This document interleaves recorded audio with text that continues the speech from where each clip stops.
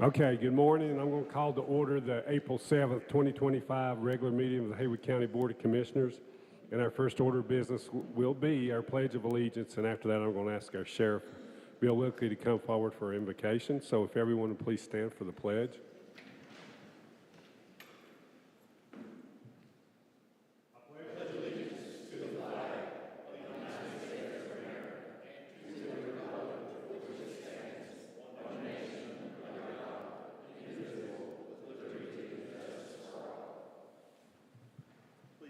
Please be seated.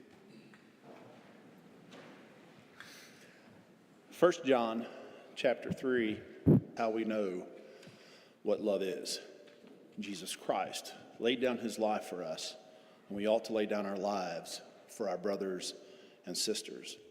Most often, this is taken literally in relation to Christ's death on a cross. But in a broader context, it is about committing lives to the service of other folks. And laying down your life does not necessarily mean that you have to die, but sometimes it means dying to self in the service of others. If there's any doubt, I would just encourage you to look at the Officer Down Memorial page and the recent statistics on law enforcement officers who have sacrificed their life. But in a much greater context, there are still those who choose to serve and choose to step into harm's way in defense of others and put their own lives on the line for it. It's not just about law enforcement officers. It's about those who take an oath, those who are elected, those who serve in any type of agency or environment that commits to making other people's lives better. And we find that in this verse of Scripture in my prayer this morning, is that we never forget that in service, none of it is about ourselves. None of it is about how we look. It is all about what we do and our service to other folks. Let us be true to that cause. I would invite you to join me in prayer. Father, thank you for this day. Thank you for the sacrifice that it took for us to be a free nation and to gather here today and to conduct the business of government on behalf of those who have asked us to do so. Give us peace of mind, wisdom, and discernment as decisions are made today, and as facts and data are shared. Lord, have it be used for that which you have intended for us in service to others. It is in the name of Christ that I pray. Amen.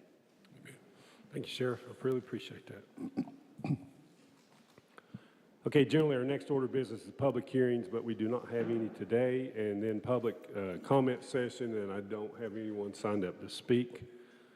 Next will be constituent concerns, and I just want to make note that, first of all, I want to, we have a proclamation on the consent agenda recognizing the line workers, and there are several in attendance, and we'd like to recognize them now so that they can get on to work, because I know we have power out in Clyde this morning. And since we have a long agenda, I'd like to call Jennifer Bennett, the Government and Community Relations Manager for Duke Energy, to come forward and give us a little information. Then I will read the proclamation so we can recognize the workers. So Jennifer, if you'd come forward. Is it okay if we read a quick Yes, ma'am. Yes, ma'am. Yeah, or can we come up here?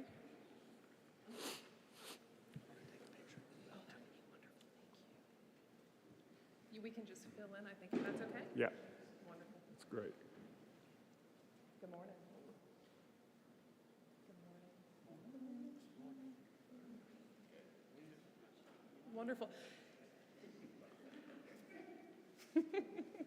Good morning. I hope you're all well. I want to thank you so much for your continued support, this board and everyone here in this room, of our line workers. We have both line workers from Duke Energy as well as Haywood EMC. National Line Workers Day was established at the federal level for April 18th. So this year we're celebrating it in a couple of weeks. We thank you for your reading of the proclamation and your support for our line workers and everything they do. Okay, thank you. Thank you. Okay, I want to read this resolution. It says, whereas on April 10th, 2013, a resolution was passed in the United States Senate to recognize April 18th annually as National Line Worker Appreciation Day.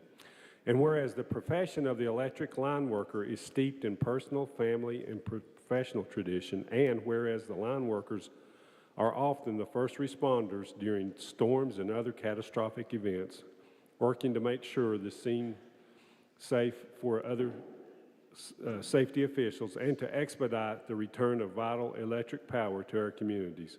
And whereas these brave men and women work with thousands of volts of electricity high atop power lines 24 hours a day, 365 days a year, risking and sometimes losing their lives to keep electricity flowing. And whereas line workers are often faced with dangerous conditions far from their families as they work to construct and maintain energy infrastructure throughout the state of North Carolina and the United States.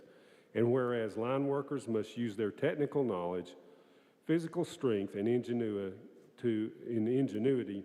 to achieve success in challenges they face every day. And whereas Haywood County thanks these skilled and heroic line workers who brave hurricanes, ice storms, snowstorms, floods, and other natural disasters to maintain our community's energy grid. Now, therefore, Haywood County Board of Commissioners hereby resolves and declares Friday, April 18th, 2025, as Line Worker Appreciation Day in Haywood County, dated this 7th day of April, 2025. And I just want to say I appreciate all that you've done, and please let your families know that we appreciate them letting you to come out at all times of the day. And I know they probably hold their breath a little bit when you guys go out. So, because you are high top poles in rugged conditions usually, and without you guys getting the power back on, it just makes our community less safe when it's not on. So we appreciate everything that y'all do. So.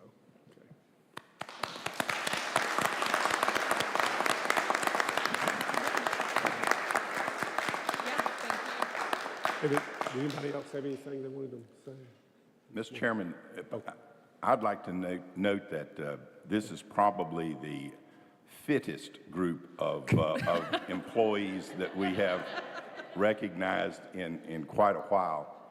My work with HEMC has been a pleasure, and part of it is just hanging around with these guys who, you know, basically when the weather is, for the rest of us, indoors, the weather for them is going on outdoors, and they're climbing up poles, they're climbing up in very dangerous situations with a motivation not only to help their neighbors, but when we have these natural disasters across the whole region, one thing that people don't know is that these linemen will go out, line workers will go out on assignment to distant communities, working with the EMC groups will work all over North Carolina or the Southeast. The for-profit utilities like Duke, they will assign their people all over the regions when other regions have these ice storms and hurricanes and so forth. We've been the beneficiary of that many times for ice storms, but we are a benefit to our friends down at the coast all the time with hurricanes, a big issue for them. And I just think that it's tremendously important that we recognize the people who are out there doing real physical work in the worst possible times most of the time. Yeah, you're exactly right. Thank you, Frank. I appreciate that. Okay, I also want to mention a reminder that the Household Hazardous Waste Collection event is Saturday, April 26th from 9 a.m. to 1 p.m.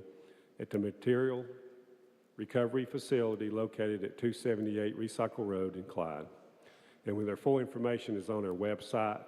I know this week my wife said she pointed out a bunch of paint cans that we need to get rid of, so she was saying that she was asking me when that was. So it'll be between this meeting and the next, it'll be, 3 weeks away almost. So anyway, or less than 3 weeks away. So please keep that in mind if you would, and be patient because I know there'll be long lines, but we do want you to get rid of those materials as safely as possible. Also, a reminder that most Haywood County government offices will be closed on Friday, April 18th in observance of Good Friday. Solid waste facilities, including convenience centers, the material recovery center, and White Oak landfill will be open their usual business hours. So even though the county government's closed, the solid waste facilities will be open and running. Also, I just wanted to make a note. It was so nice to drive across the Frog Level Bridge this morning, and it was the water was within a couple of feet of the banks, of the top of the banks. So I was really glad, because I knew that the water had to stay low for a certain period of time for them to get that fixed, and now it's way up. And so it's anyway, it was nice to drive across that bridge and not have to think about going down Russ Avenue or this scary detour they had, which had really bad vertical curves that you couldn't see somebody when you went in certain areas. So it was nice to get back to some normalcy with a little piece of our Haywood County road system. And then I also want to say this morning that today is Brandon Rogers' birthday. And I want to wish him happy birthday, and I know all the board does too. So, yeah, and your wife put me up to that, Brandon. So, okay. But happy birthday this morning. Okay. All righty. Does anybody else have any constituent concerns? I think the chairman should sing happy birthday to No. Vice Chairman. No, it's not going to happen. Does anybody have anything else? Yes, Mr. Chairman, I'd like to thank County Manager. I've had several issues over the last couple of weeks. He's tried to resolve some of those and answer some questions for some people. I also like to thank the linemen who are still here, and appreciate all the hard work they do. My uncle retired from the phone company as a lineman, and I know many times when it's an ice storm or something like that came along, he stayed out hours and hours and hours until the service was restored, and I know the power company the same way. So really appreciate you guys, and I think it's very fitting that Duke Energy, Jennifer Bennett, I don't know who all else spearheaded up this recognition, but it's very, very appropriate. And so thank you for that, and thank you guys for all you do, and appreciate your hard work. So. Okay. Yeah, I had the privilege of getting over to Washington. I guess you call it a privilege or a discouragement one, but anyway, I consider it a privilege. A couple of weeks ago, trying to fight to cut the red tape and simplify things of getting counties money when a storm or a disaster hits. So I think we were successful in that. So appreciate the honor to get to go with American Flood Coalition to Washington. And same as Commissioner Long, I'd like to thank the linemen. I think I know half of them, at least personally. And got a few stories on some of them we won't talk about this morning. But anyway, they do a great job when a lot of us are in our homes on holidays or when it's cold outside or storming or whatever. These guys are out working, so we appreciate you guys. Okay, good, very good. And I will say, after they left here, they went to work. So I do appreciate that. Okay, our next, if anybody else have anything? Okay. Our next order of business is administrative agency reports and presentations, and our first one is Mountain Projects Housing Update Presentation. And we have Mountain Projects Executive Director, Patsy Davis, here this morning. Welcome. Welcome, Patsy. I'm glad to have you here. Good morning. Thank you for the opportunity to be here. I want to give you a quick update on what's going on with our Section 8 Rental Assistance Program. It's of great concern to me and what's happening in our community related to housing. I don't want to get too far in the weeds, but I kind of want to tell you a little bit about how the program operates.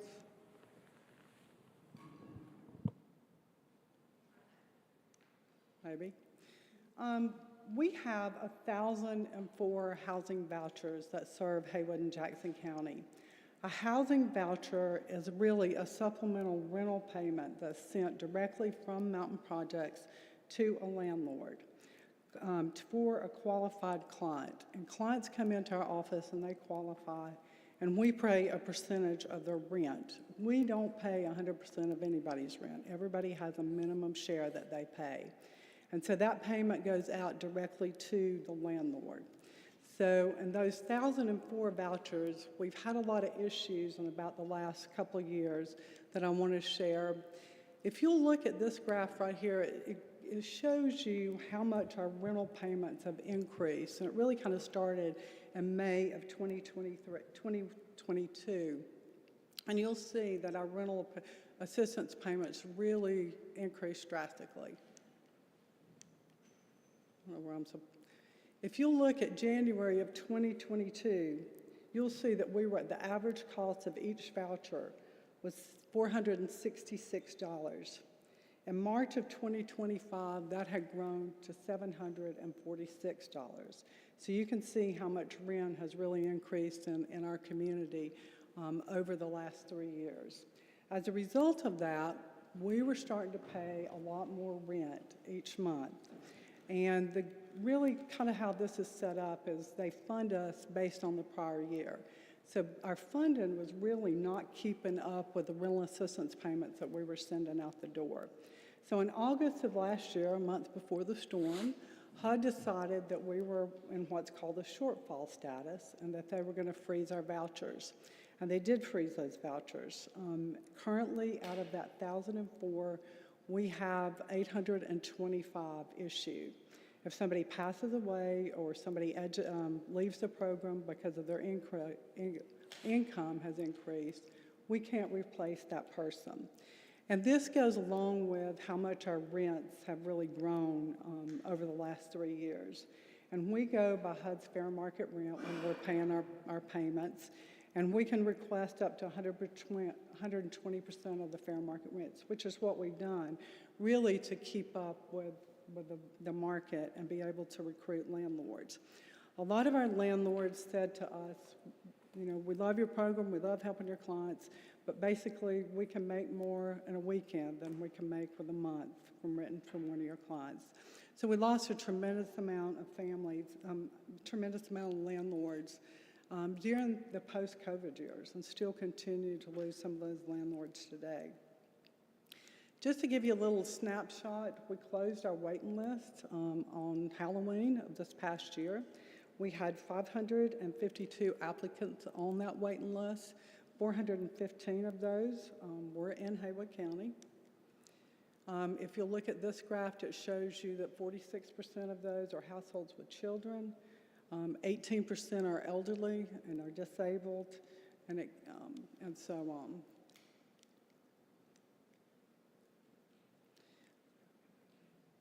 This is how much people can make to qualify for the Section 8 rental assistance program. And this is the average cost of a rentals in Haywood and Jackson County. If you will look at that one bedroom, $1,250 a month, we have a tremendous amount of elderly in Haywood and Jackson County that does not make $1,250 a month. Our elderly needs are growing more quickly than our families, more quickly than anyone else in our community. We've got real concerns about that. And this is kind of a breakdown of who's on our waiting list as of October 31.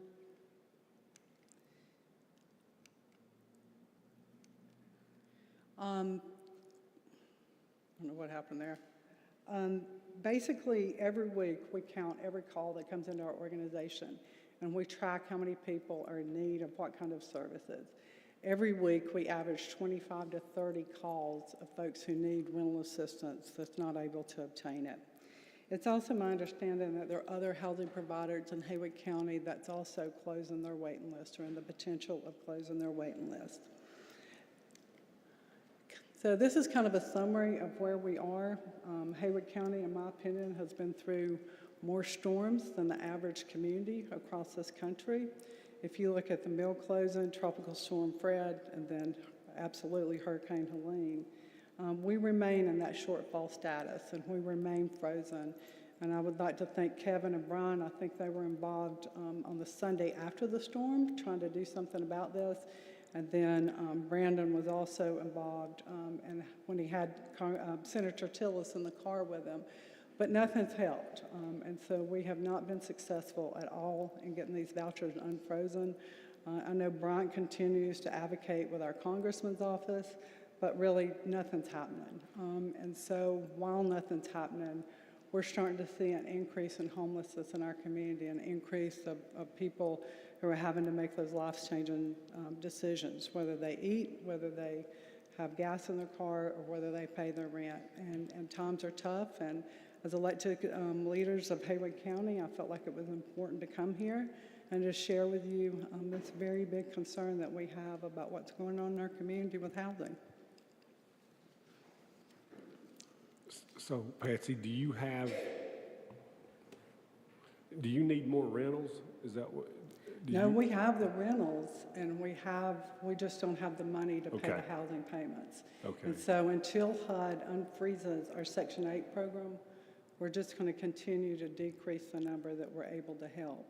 It's projected that we will not have any vouchers available in all of 2025, this entire year, unless somebody intercedes on behalf of Haywood County on the national level. I brought some handouts I just kind of wanted to share with you guys. I'll kind of update the folks in the room of the people that we see. And these are little cards to try to bring attention to the struggles of people. This one lady, a nurse, got hit by a wave. They were on the bottom of the ocean. She's in a wheelchair. She can't make ends meet with disability. We've got another story about a mother, a single mother of 3, unable to provide housing for her children. We've got people who are working full-time and working 2 jobs that can't pay rent. We also have people living in a car, including an elderly lady. So a lot of people have the mentality that if you're on rental assistance, that you're not working and that you're not a good person, and that's not the situation at all. These are real people in our community who just basically don't have enough money to live. I don't know what we do about it except continue to advocate, which I know all of you are doing, but please don't let a federal elected official go by without saying Haywood County needs Section 8 vouchers unfrozen.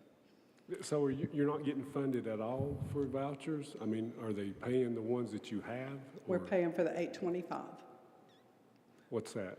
the 825 that's still on the program. Okay, so you do, If we were fully funded, we could serve 1,004. okay.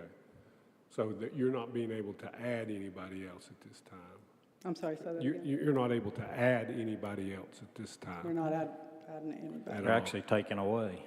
Right.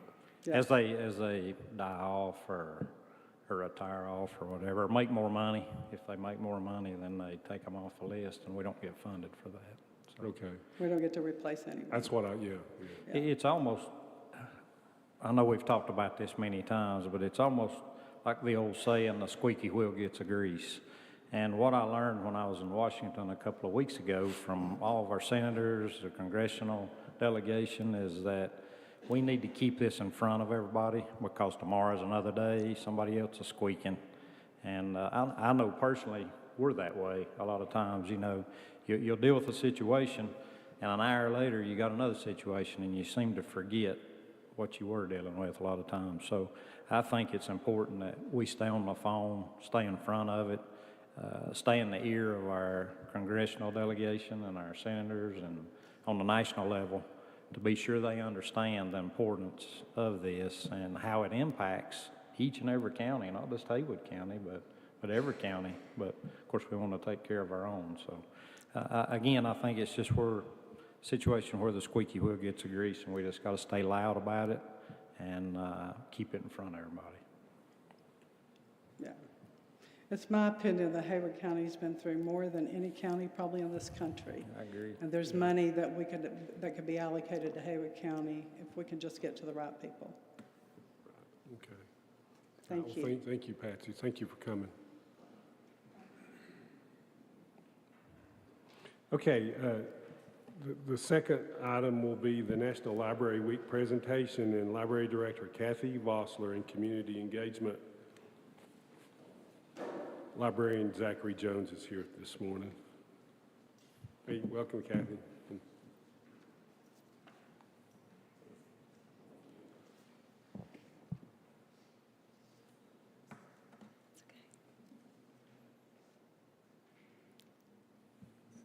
Good morning. We're waiting for our PowerPoint.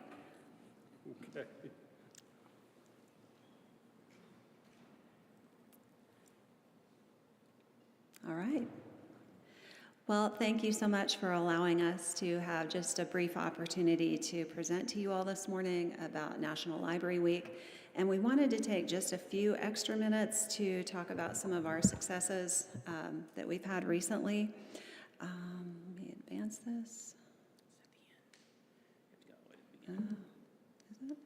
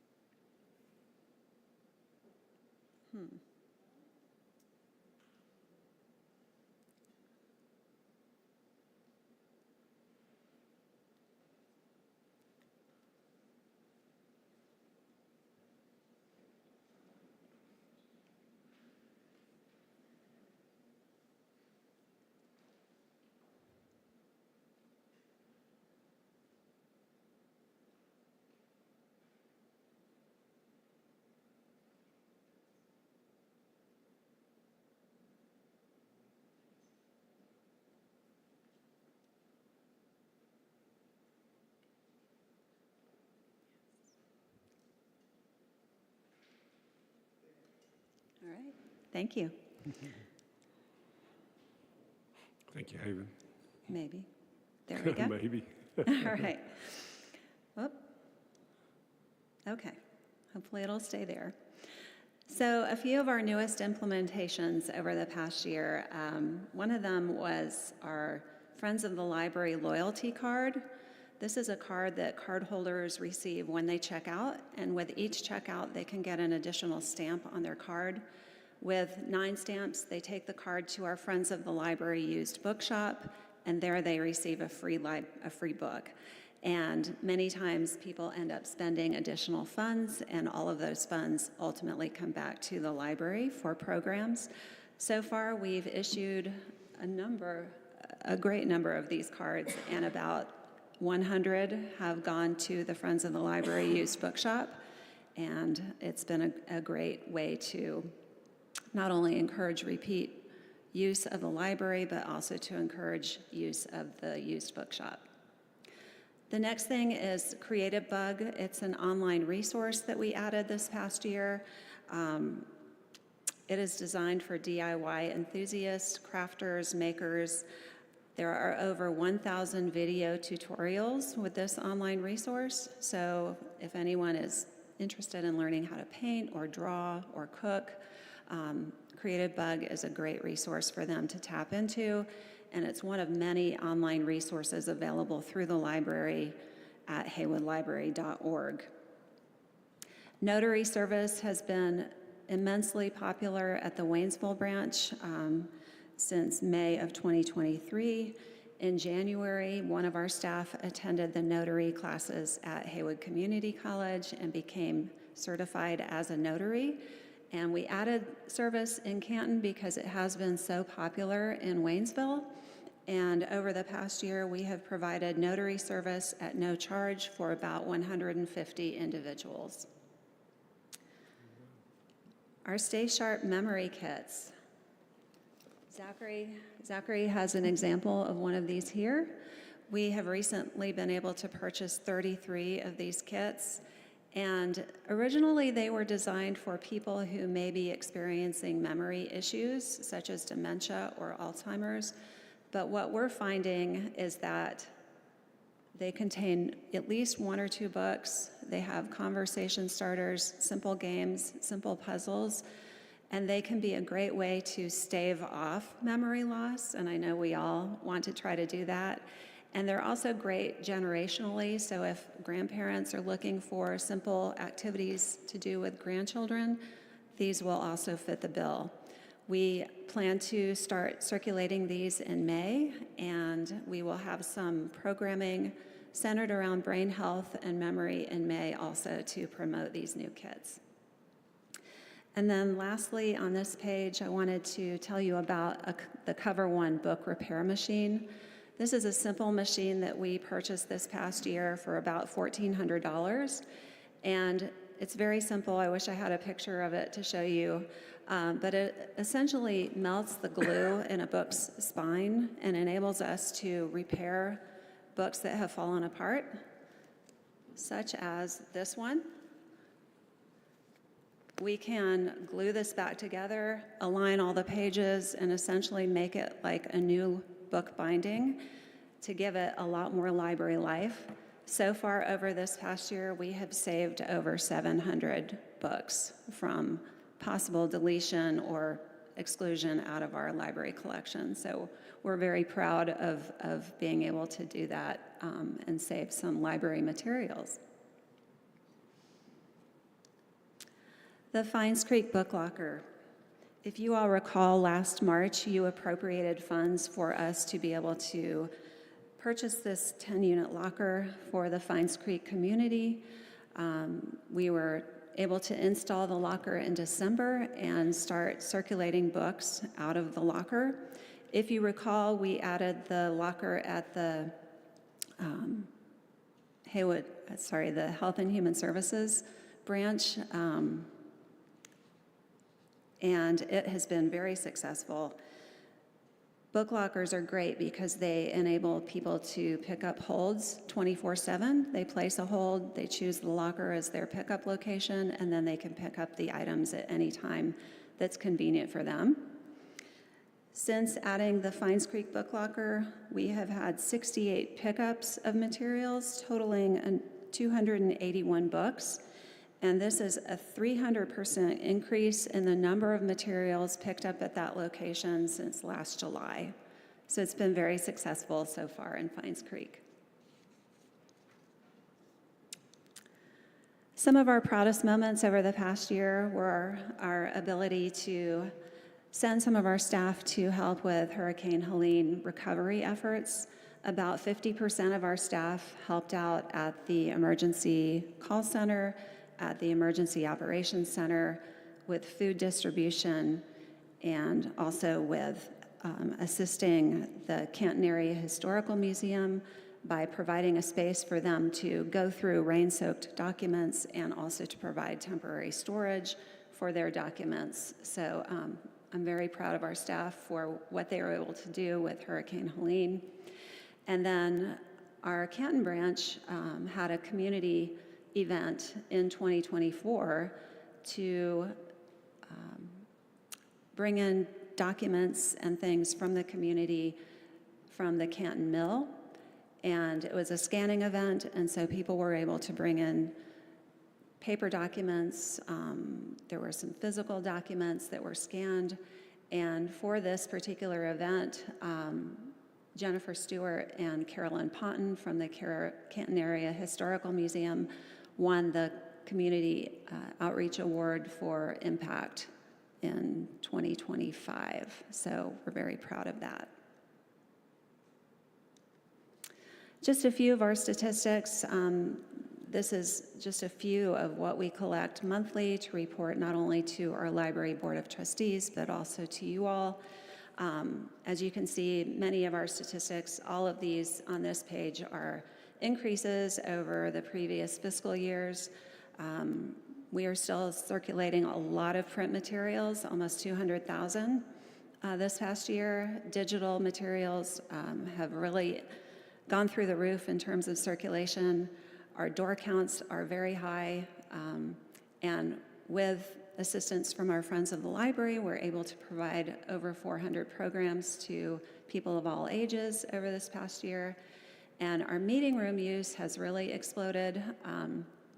And as a result of that, and in response to the demand from the community, we've applied for a grant through the state of North Carolina and hope to receive positive news on that in June to add 2 additional meeting spaces at the Waynesville branch.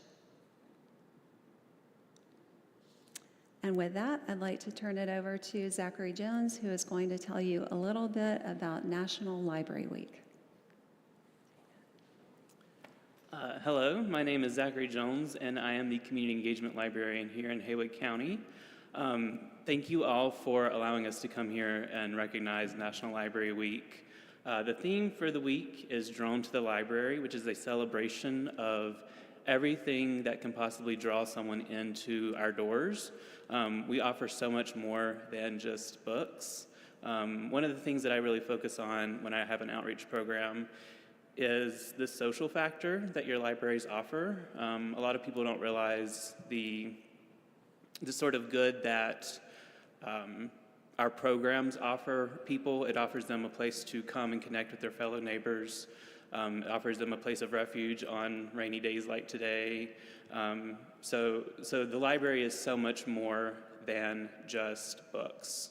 A quote that the ALA uses is millions of people across the country visit their libraries every week. Whatever draws you in, the library has something for everyone. Here is a copy of this year's proclamation. I have pulled out a few quotes. The first one is, libraries partner with schools, businesses, and organizations, connecting the dots to maximize resources, increase efficiency, and expand access to essential services, strengthening the entire community. Libraries also empower job seekers, entrepreneurs, and lifelong learners by providing access to resources, training, and opportunities to support career growth and economic success. We encourage all residents to visit their library, explore its resources, and celebrate all the ways that the library draws us together as a community.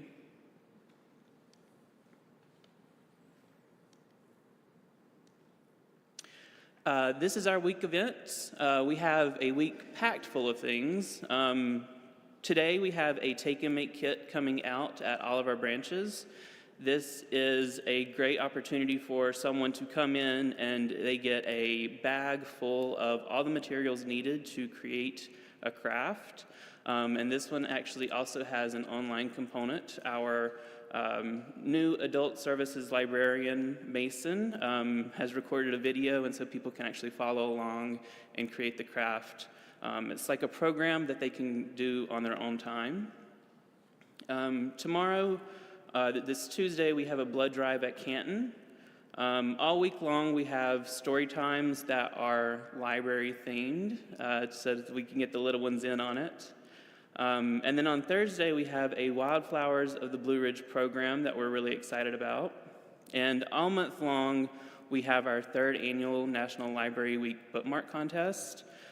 So we are encouraging everyone to come in, create their own bookmark that exemplifies their love of the library. And winners of the bookmark contest will have their bookmark reproduced and made available all summer long. So we would like to encourage everyone to help celebrate National Library Week this week with us at the libraries here in Haywood County. Thank you.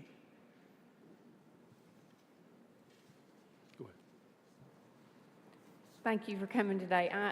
I've said several times to the gentleman that I'm always continually impressed with the enthusiasm that our library staff has for what you do. It's so much more, like you said, than books and all the services that you provide. So I appreciate the opportunity to, let the public know more about what's available. Yeah, so thanks. Thank you.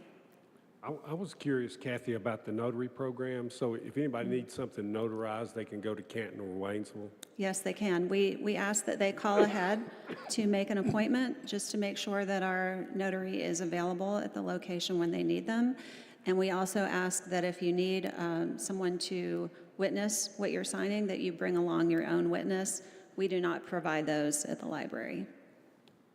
Okay, so the person has to be there. You just have one person at each location? We have 2 in Waynesville and 1 in Canton. Okay, great. Okay, so as long as they're there, you're good. So. Yeah, a lot of times people just stop by, and if we don't have somebody available right at that moment, we encourage them to make an appointment. Right, okay. Well, that's great to know, because sometimes it's hard to find someone to do that. Yes, it is. And I'm glad y'all are doing that. I never thought about the library doing that, so I want to remember it from now on if somebody needs one. Yeah. You just never know. Your library might be able to provide what you need. Yeah, that's right. That's right. Well, thank y'all. I mean, I'm glad that y'all are expanding these programs and everything that, and it's, kind of a need in the community there. So I really appreciate y'all's, vision on making sure that we're getting some things taken care of. Kathy, I appreciate the presentation. There's a couple of things that intrigued me with the presentation. One was the bookbinder machine you bought. Yeah. And that's fascinating. I was wondering if any private individual, like if you had heirloom books, your family heirloom books, I know you probably are not open to the public to repair people's personal books, but Right.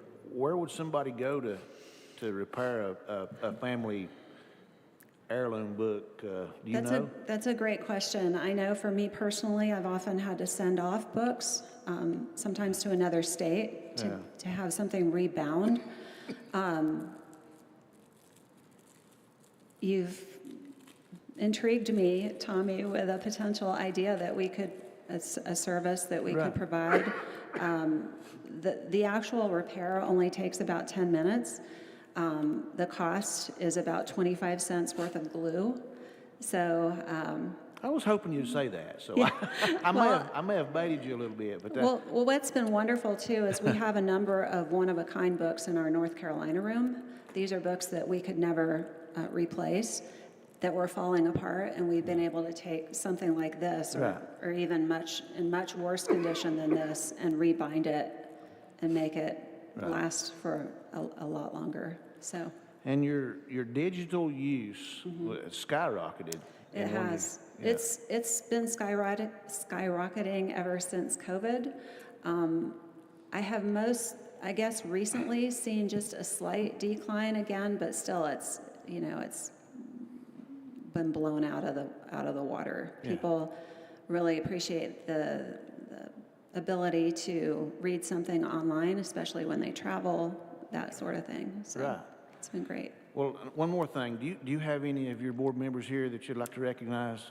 We do. We have Claire Bass, who is not only on the library board, but is also our Friends of the Library president. We have Jean Dilley, who is on our library board of trustees, and Susan Trahan, who is also on our library board of trustees. Thank you for coming. It's a great team to serve with. We all serve on extra boards, and it's very efficient, and like I said, they always operate with great enthusiasm. And I just continue to say that over and over again, because it is really, they are enthusiastic and they understand the importance of what they do. So. Just a comment to add, I've said this many times, but I always thought of a library as a place to get a book. And I've never been much of a book guy. Of course, I've gotten more of a book guy the older I get, and like history a whole lot more. But so many other services that you offer, as you mentioned, that does blow you away when you realize. I'm talking about all the way back from the COVID days, people using the internet, sitting outside in their car, at the library. Or now I'm learning that you're doing notary work. So, and doing the care packages, for people that either to save them from getting dementia, or if they've got dementia, just all the services you do is a little mind-blowing. So thank you guys for what you do, and we'll continue to support you. Thank you so much. I did want to comment on the history things that you have in the library. So if somebody wants to know something about the history of Haywood County, they should check out the Haywood County Library. That's the place to go.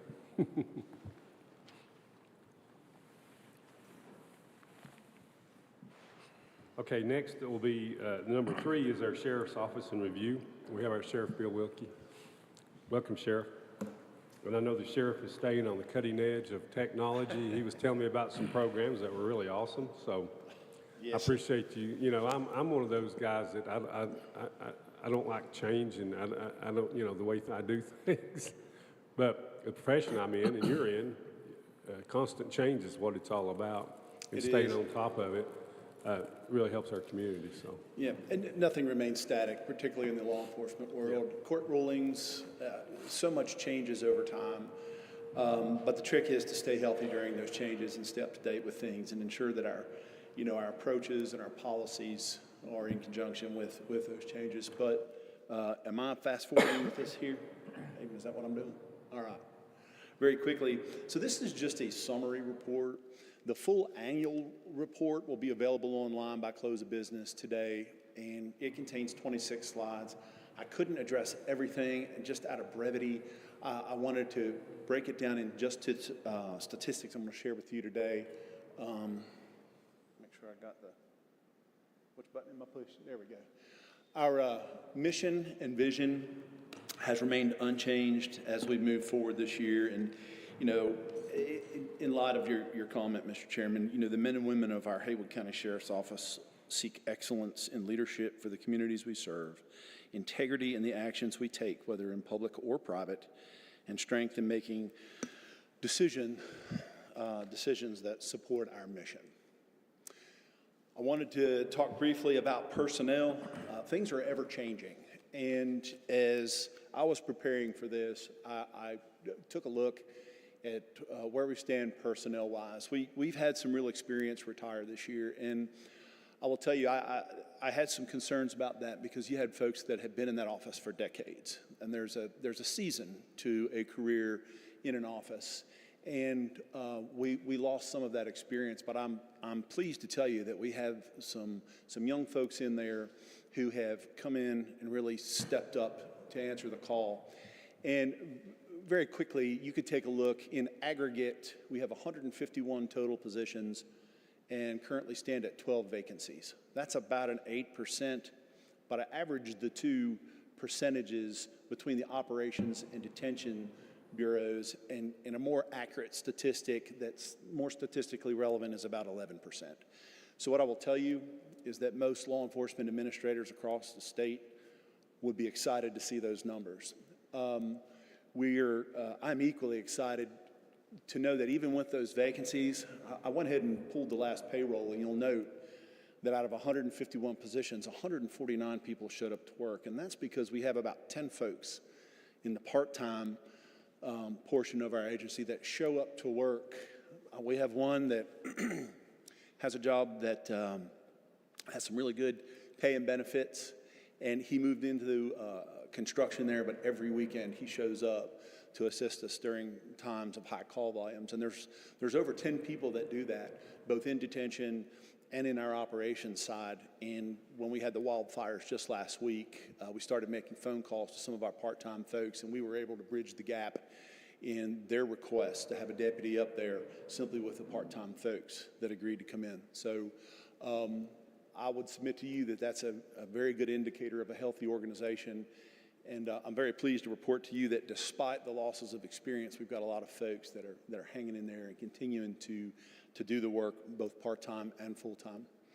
And I'll talk a little bit about some of those positions individually as we move on. Patrol, 3,046 reported incidents, and at the patrol level, 1,000 were closed by arrest. That means 1/3 of our calls approximately were patrol reports. 1,000 of them are closed by arrest. When you figure that we have 4 shifts of 7 folks, 28 people, with the assistance of part-time, that is actually an amazing number of the things that get accomplished by our patrol division. And I'm kind of whipping through this because there's a lot of numbers, but it's stopped me at any time if you have any questions about the numbers that I'm throwing out. Civil process, that is an amazing number, 5,751 civil papers served. Now keep in mind, sometimes one incident can have 5, 10 civil papers. You're serving writs, you're doing evictions, there are a number of things. So we're counting those individually, but sometimes you can lump 4, 5, or 6 of those together in one incident. So understand that those are not each individual incidents, and there's another slide I can show you about that makes that a little bit more clear. But we've collected $125,446 in executions. For the first time since I've been here, our court security folks are fully staffed. We recently, 2 weeks ago, we brought on an experienced deputy out of retirement from another county, and he is now full-time. You'll also note that 2 weeks ago, we had a bomb threat just before lunch at our courthouse. Courthouse was cleared by 2 o'clock, and arrest was made, and someone was sitting in the Haywood County Jail by 6 o'clock that evening. And that is a great testament to the courthouse deputies working with our criminal investigations division. I will tell you, I was very pleased with that result, and it goes to the work that those folks put into it. And while I'm talking about that, I'm proud of my agency, and I know that that's probably apparent, but I can't take that pride on myself. It belongs to the people and the administrators that make this happen. It's their leadership and the environment that they've created that leads to successful events like that bomb threat and other things which I'm about to show you here in a moment. So anything that anyone perceives as credit on myself is wholly devoted and belongs to the people that are out doing the work. And that's what we're seeing here. Moving right along.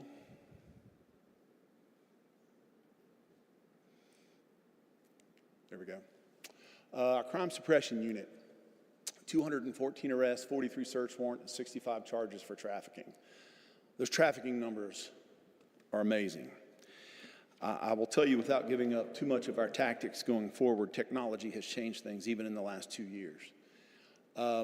We're working very closely with other agencies, and we see a lot of things that are happening before they actually occur in Haywood County. I don't want to get into that too deeply, but we also have information that traffickers are going around Haywood County to ensure that they don't come through Haywood County, because the bad guys know that we've been successful and they don't want to come through here, and that's good for us. That's still a very significant number, and trafficking has, of course, been a priority of ours. Here we go. These are some of the drug numbers. Now, this isn't just CSU, but it's largely CSU. Marijuana remains the number one. Number two is methamphetamine with 5,474.6 grams. That's an incredible number. And then it's followed by 575 grams and 71 dosage units of fentanyl. It's enough fentanyl to kill Haywood County citizens 3 times over. It's a lot of bad drugs. So we're staying on it. And again, we're leveraging technology and some traditional methods for interdicting our drug traffickers. Our K-9 unit, we lost Axe this year. That was kind of a surprise. He was Deputy Hayden Green's patrol partner, and you can tell by the picture there, those two were pretty much inseparable. We lost him quickly and in a hurry, and he is truly missed. So all of our dogs are well loved within the agency. But you'll see some of the things that they were able to accomplish in '24. The tracks, 80 vehicle searches. Of course, we've utilized them in the jail a couple of times. School searches, we've done 9 of those. 200 hours of training, and 25 times we've been requested to assist other agencies. We have a very strong partnership with surrounding counties, and I would be remiss if I didn't mention the assistance in our recent bomb threat for Waynesville Police Department and the Buncombe County Sheriff's Office, who provided a bomb dog to clear those, or to clear the courthouse. I neglected to mention that, but they are. Their assistance was very welcomed. Our special response team. There we go. 144 training hours, 5 call-outs. Of note is the Bearcat, which has arrived and is up and running, and we are conducting training and making sure that we're getting the accessories for that vehicle that we need in the event that we ever have to actually use it. So I will tell you, I'm very pleased with that vehicle. I'm very pleased with what it provides to the citizens of Haywood County in terms of potential safety. And we're also, this summer, going to be using it with our SRT team in terms of training as it relates to our schools. So that's what I'll tell you about that. The next slide, I'm going to kill you with numbers. I don't mean to. But if you take a look, I mentioned earlier about our civil process, our civil papers. We had 3,500 calls to serve civil papers. So every time one of our civil process deputies or patrol deputies, anybody in the sheriff's office that goes out to serve a civil paper, they mark it within our computer-aided dispatch system, and you'll notice there are 3,500 incidents of that. Our extra patrols, 2,568. Talk a little bit about extra patrols. When a citizen calls and requests our presence, requests us to keep check on things, that's what that number reflects. It's a piece of data that reflects our commitment to our community. When they call, we're there. Traffic stops is a close third, and you can read further on down as we go what our calls for service were, but those are the most remarkable. Our call center down below, if you look at the number of calls dispatched by agency, these are the calls received that come into our 911 Emergency Communications Center. And I can't say enough about our 911 staff. It is currently fully staffed with additional part-time folks to come in for when calls of service, like particularly during the flood and during the wildfires, we can rely on our part-time folks to lend assistance. But if you look at the number of calls and how they're broken out there, it's absolutely remarkable in the amount of work that gets done.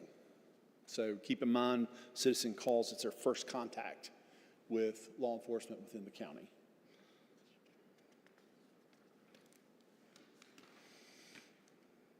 All right, detention data. I'm going to spend a little bit of time on this. As you've heard me say publicly, reintegration has been a focus of my effort as sheriff. I will tell you that it is also one of the areas that has been most challenging. And there are a number of reasons for that challenge. However, I think we've met it, and I think that with the assistance of Dr. Banks and Ira Dove and Health and Human Services and their advice and assistance in trying to get folks who are qualified, and we can get them, you know, in the off-ramp to jail and the on-ramp into jobs and housing, their assistance in helping me navigate some of these obstacles has been instrumental in the successes that we have had. A lot of things limit us here, and when I first envisioned this position, I thought that I would see a lot greater number. But frankly, there are court requirements, there are sentencing requirements that divert a lot of referrals that I would like to have seen more of. But what will happen if a person requests a referral, that referral is filled out, but if there is a court-required sentence, it gets denied, and the number that you see here reflects what those referrals have actually produced. Going beyond the referrals and trying to measure a level of success in terms of reintegration, I won't call it impossible, but it's very hard to determine how success is defined. Some will tell you that relapse is a part of recovery, and I imagine that's true. But to what extent can we measure that as a success? To be honest with you, I don't know how to measure that. I don't know that anyone else does, but we are navigating some of these reintegration obstacles, and we have a couple really good news stories that came out of that. One of them, who was involved in recovery court, met the requirements of the recovery court, went out and is now employed by the county and working with our reintegration specialists in the jail. And that is one of the greatest successes, I think, that we have seen, and it's instrumental in seeing those successes. We hope that folks that come through the jail that are either sentenced to prison, serve their sentence there, or go back into our communities will do so in a way that they seek recovery. All we can do is plant a seed and hope that it grows. All we can do is provide that continued support. And I can tell you that our reintegration program specialist has maintained contact with a few of the folks that have gone through these recovery programs, the ones that have made it, and he maintains a close personal relationship with them to keep them motivated in terms of getting their lives on track. What I've also learned through this process, addiction can't be taken solely as it addresses the chemical dependence.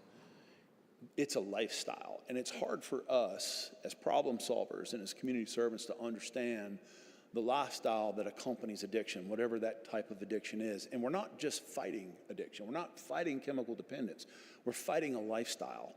And sometimes we have to pull folks out of that lifestyle, and they have to stay out of it. But the draw to go back into it, that circle of support and I guess relationships that encompass that, are very hard for us to see or understand because our value systems are not predicated on theirs. It's entirely different. We always seek to bring them out of that environment. We always seek to break that addiction.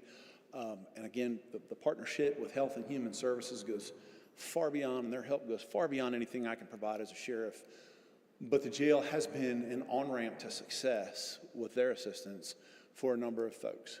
I would love to tell you that number should be much greater. However, I would just consider the 8 recovery court referrals. Those are 8 lives that have been impacted.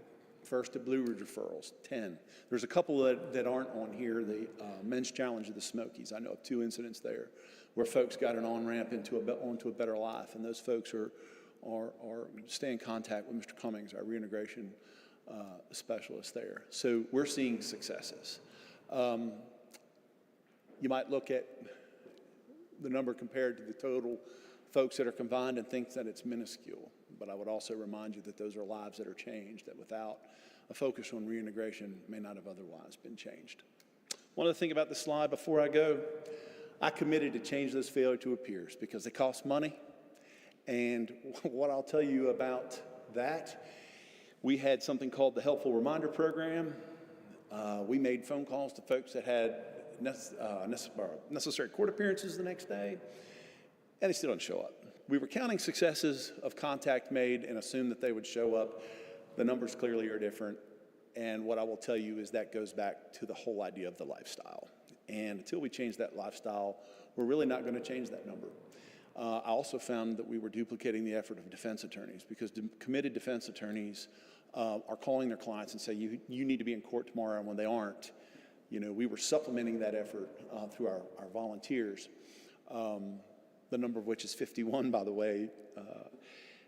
It has little effect, but we're going to keep trying, and we're going to keep at it because even if you get 1 or 2, it matters, and it matters to the court system. And at the end of the day, you are saving dollars. You're saving dollars for folks that you have to confine, that you would otherwise have to confine.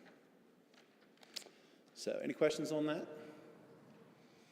All right, moving right along. Domestic violence, you can see the numbers here. We had Susie Presley, who was our domestic violence advocate, retire this year. And to be honest with you, I was a little bit nervous about that. She had decades of service. I can tell you that when we advertised for the position, we got 15 applications, 10 of whom we interviewed, and out of those 10, we actually wound up hiring 3. One for our domestic violence advocate was Wendy Jones. She came from Reach with a wealth of experience, and she fit right into that position with little to no training or needing, and she's picked it up and ran with it and is doing a great job. We also picked up a uniformed deputy who manages our sex offenders in the front office, and we picked up someone that someone at the front desk who is currently assisting with public records requests and doing a number of clerical positions there. So I was really encouraged by that number and the interest in that position from our community. Here's our front desk staff. I got a little ahead of myself there, but you can see there are some of the numbers. We have 113 registered sex offenders within the county, and it requires a check-in every month. And all that has to be managed by state law, and you will note that the uniformed deputy there, second from the right, is one of our newest faces, and she's just doing a great job. She was on our reserve list for some time when I got there, and when we advertised the position, she wanted to come back, and she wound up agreeing to take a uniform position there, and she's just doing a great job. The great benefit is that she's also qualified and certified with Department of Corrections, as a detention officer. So we picked up some great talent in that. So take a look at your concealed handgun permits and money collected. One thing of note, our staff awards. These staff awards are made based on peer input. So we have a way of anonymously having folks drop off their recommendations for Detective of the Year, and you see the others there. This was per their peers, with the exception of the middle, Top Gun of the Year. We have a little competition, and just so to give you a little awareness there, the Top Gun of the Year is basically a shooting competition. Everybody on a yearly basis has to qualify with their assigned weapon, and they go out, and the unit that has the highest scores gets this award. And Criminal Investigations Division was very, very close to our criminal suppression unit, and so there was some stiff competition there. But they actually did win the volleyball. CSU won the county volleyball championship, And so it was more than appropriate that CID would win the Top Gun here. So, but anyway, that's what you have here. Now, before I go, there are some slides that I did not include here that will be on the annual report, not to take anything from our SROs. We have 8 SROs that currently are fully staffed that have done an outstanding job this year, building relationships and doing the things necessary to keep our families safe. And certainly our 911 staff. All of these things are going to be added to the rest of the report that you'll see posted this evening. But in terms of brevity, I just wanted to give you most of the numbers in a summary report. So if you have any questions, please let me know. Any comments, I'm happy to answer what I can. Sheriff, did I hear you correctly? Oh, sorry. There's 7 patrol officers on a shift right now, is that right? So there are 7 positions for each one. Includes a Clyde position, a sergeant, a corporal, and then 3 deputies. And on the dogs, how many dogs do we have total? Is that all the dogs that we have? That's that is correct, on the minus site? acts, and I think that's 7, is that right? 6? I'd have to go back and May have count. been 6 minus X right there. 5, I guess. 5 now, yes, there you go. And I guess you got 1 per shift? Is that how that works? Essentially, yes. That's we the try to goal anyway. And I guess the last thing, thank you for the report. Excellent report. Looks like you guys are doing a ton of work and having fun while you're doing it as well. And thank you for your leadership. I guess the last thing I'd like to ask, can you give us a quick update on the jail? I know that we all know kind of what's going on, but just for the public's knowledge, Sure. can you give us a quick update Sure, on the jail? absolutely. I'm glad to do that. 155 new beds are being added. I walked through about a month ago. Construction is on time, projected to be completed in March of 26. In March of 26, the plan at this point is to move our present jail population into the new addition so that we can update the old, I call it the old jail, but the present jail. We hope to be fully occupied by July, or be back into the, I hate to call it the old jail, but the present facility by July. And at that point, we're also taking a look at several options, depending on what our vacancies look like. I got a little excited over the last 2 months. I have to confess to you, because I started seeing numbers that were below our operational capacity, and I thought, hey. And the temptation was, hey, we must be doing something right. And I was cautioned by some of my senior staff, well, let's just wait and see, because it rises and falls. And there are so many variables that impact the number that come and go to jail. And just last week, we're about 15 over operational capacity. So to their credit and experience, it's been up and down. So I say all that to say this. Once we have the addition up, and once we are moved back into the present facility, we're conducting an analysis to see what assistance we can provide regionally for the housing of juveniles, potentially federal inmates, and that's a pretty extensive process because there are different rule sets for each of that. But if it contributes to regional safety, if it contributes, because crime doesn't stop at the border for Haywood, and it is not something that Haywood County taxpayers have to bear the brunt of. Those prisoners are paid for, in a sense.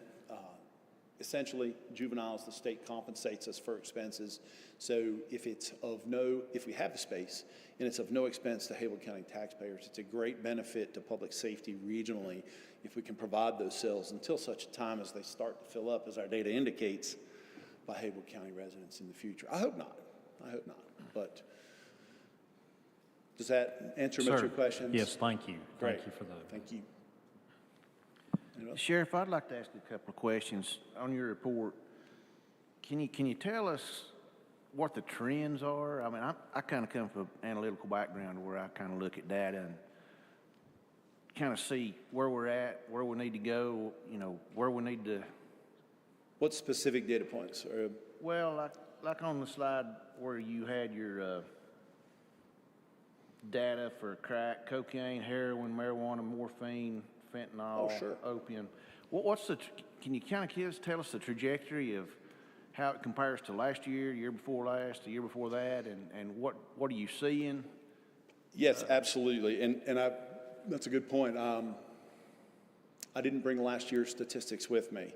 So the trafficking arrests are slightly lower from last year. I don't remember what the exact numbers are. And again, before we declare a success, I do think a lot of that has to do with the pressure that we're placing on them. Frankly, keep this in mind. It's a displacement issue. It's basic economics. And I hate to take a human tragedy situation as it relates to drugs and put it into something that's, economic. But where there's a need, there's a supply. And that supply is going to get here as long as there's a need. And so what winds up happening is there's a displacement. And when you focus effort and enforcement effort in one area, the pressure that is placed on the drug traffickers and the people who consume it means that it goes elsewhere. What I will tell you is, I'll just say this, and some of the folks that are in that environment that talk to our investigators have said that, we know for a fact that methamphetamine and fentanyl in Haywood County is more than twice what it costs just going one county to the east. And I think a lot of that has to do with the enforcement effort. You mentioned trends, so while that's trending down for us, I think that is a displacement issue that may be increasing in other areas. But that said, it still has a regional impact.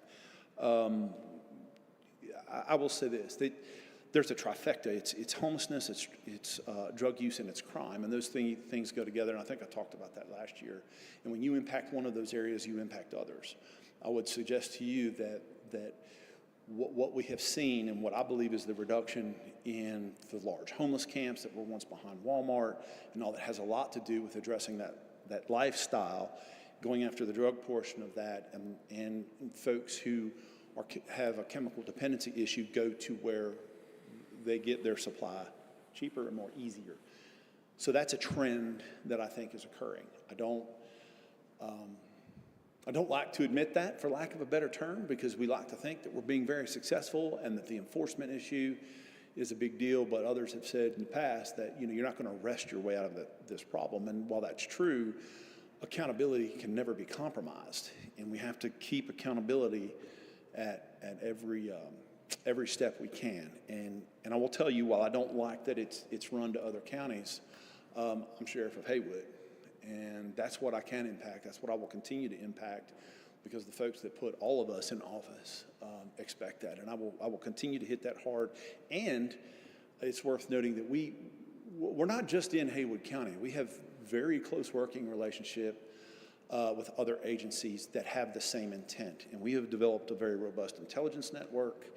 We're seeing things and observing things and watching the economy of drug use, so to say, and I'm watching the influence that we're having in that regard. In terms of specific drugs, we're seeing crack and cocaine come back a little bit. That was of interest for this year, or for 2024, and we're seeing a little bit of it this year. Crack was the drug of choice back in the 90s, but I think, like anything else, when you start applying pressure to one specific area, you'll see other drugs pop up in other places. So we are seeing a little bit of that. So I don't know if that answers your question specifically, but those are some of them. Well, it does help. I just I'm a technical guy. I kind of like to see Sure. trends. I like to see where we're doing better, where we need to do better. What you're seeing on the street. And, I see our DHS people here. I sit on a board and we've all been over the budget, and we see some budget effects from all these drugs in our foster parent. I see Ms. Henderson shaking her head, and I see this in our budget process. And I appreciate all you're doing. I appreciate you coming out swinging hard on crime. And I see this marijuana and stuff, all these little social acceptable drugs sometimes that you see. I see states who are legalizing this stuff. And, the former sheriff, I think, and you was quoted as saying, we don't need another drug on the street to have to deal with everything else we got going on. I know a lot of people in Colorado right now are saying that was the biggest mistake they ever made by legalizing marijuana. I mean, it's ruined productivity. I mean, they look back. Hindsight's always 20/20. Right. And like Commissioner Rogers said, sometimes the squeaky hinge gets the oil or the grease. You know, you get a few people chirping about something, and they get something passed, and oops, it's too late. You know, you done ruined. I mean, I guess people need to speak up more. Well, There's silent people who need to speak up more and say, look, this is not good. Whoever's trying to tell you that some of these mind-altering substances is cool, you don't need to listen to those people. Well, if I could just respond to that for a minute, you are absolutely correct. This is not good, and this sheriff will never agree that marijuana is a harmless drug or that it should be legalized. Now, I understand that there are arguments for it, but I've seen too much destruction that it has caused. It is a gateway drug for several people, maybe not everybody. You know, that's not a popular opinion in certain sects of our community, but I've seen it cause too much destruction. It's also a delivery mechanism for other drugs. You don't know what you're getting today. You know, years past, if you bought marijuana, it was grown in someone's backyard, it had a percent of THC that, you know, I think was close to 5 to 7%. These days, I mean, you've got it in gummies, cookies, brownies. I mean, it's being purveyed and sold in packages in stores. You don't know what you're getting, and you're getting overdoses, and you finding that, oh, hey, this is a CBD gummy, and it's laced with fentanyl or some sort of opiate. And, you know, marijuana has become the delivery mechanism for those other drugs. And to say that it's not a gateway drug, I would submit to you that what I just said is proof of it. And I get a little passionate about this because I don't know of any family that hasn't been impacted by drugs. But I will tell you this, I will fight that, and I will fight the legalization of it, and I will stand my ground on that. And I agree with you, Commissioner, to your point. I will never agree to it. We put too much time and effort into making sure that our kids and the next generations see that we care about their health, that we care about doing the right thing. You know, I could go on, but I won't. And that's where I'll stop.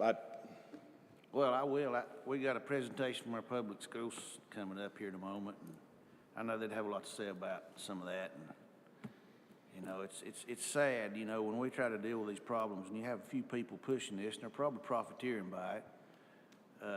Loss of productivity, people calling in to work.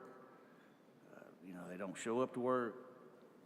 They're not providing for their family, or they stay high all the time. It's just not cool, okay? People that tell you that's cool, it's just wrong. They're not your friend. And so I won't get on my soapbox about that either, but, you know, if you got a medical condition, you need that, you need to get a doctor to prescribe it. But other than that, it's just a loser. You can ask people in Colorado, they'll tell you. Yeah. Thanks for the report, Sheriff. Tagging on to what Commissioner Long was saying about the trend is, unfortunately, that the amount of, or the evidence of drugs in our communities, not just Haywood County, but across the nation and the world, really drives so many other factors. It is children in foster care, it is housing issues, it is other crimes that relate back to drugs one way or the other. And so I think everybody, many people in this room, especially the folks on this panel, we're fixers. We like to find a problem and fix it somehow. And it's been frustrating to me as a commissioner to say, why can't we fix these issues? And so, not beating y'all up, I can't imagine having a job where, you know, you arrest somebody or you uncover a load of drugs and you get somebody off the street or a series of people off the street. And as much as that is a success, it really may be just a drop in the bucket, I guess, of what is actually out there. And so that has to have some level of frustration for the folks that do that. And I have great admiration for people, I've said this many times, that stand behind a a badge and a gun. It's not something I could do. I'm not brave enough. I don't have the temperament for it.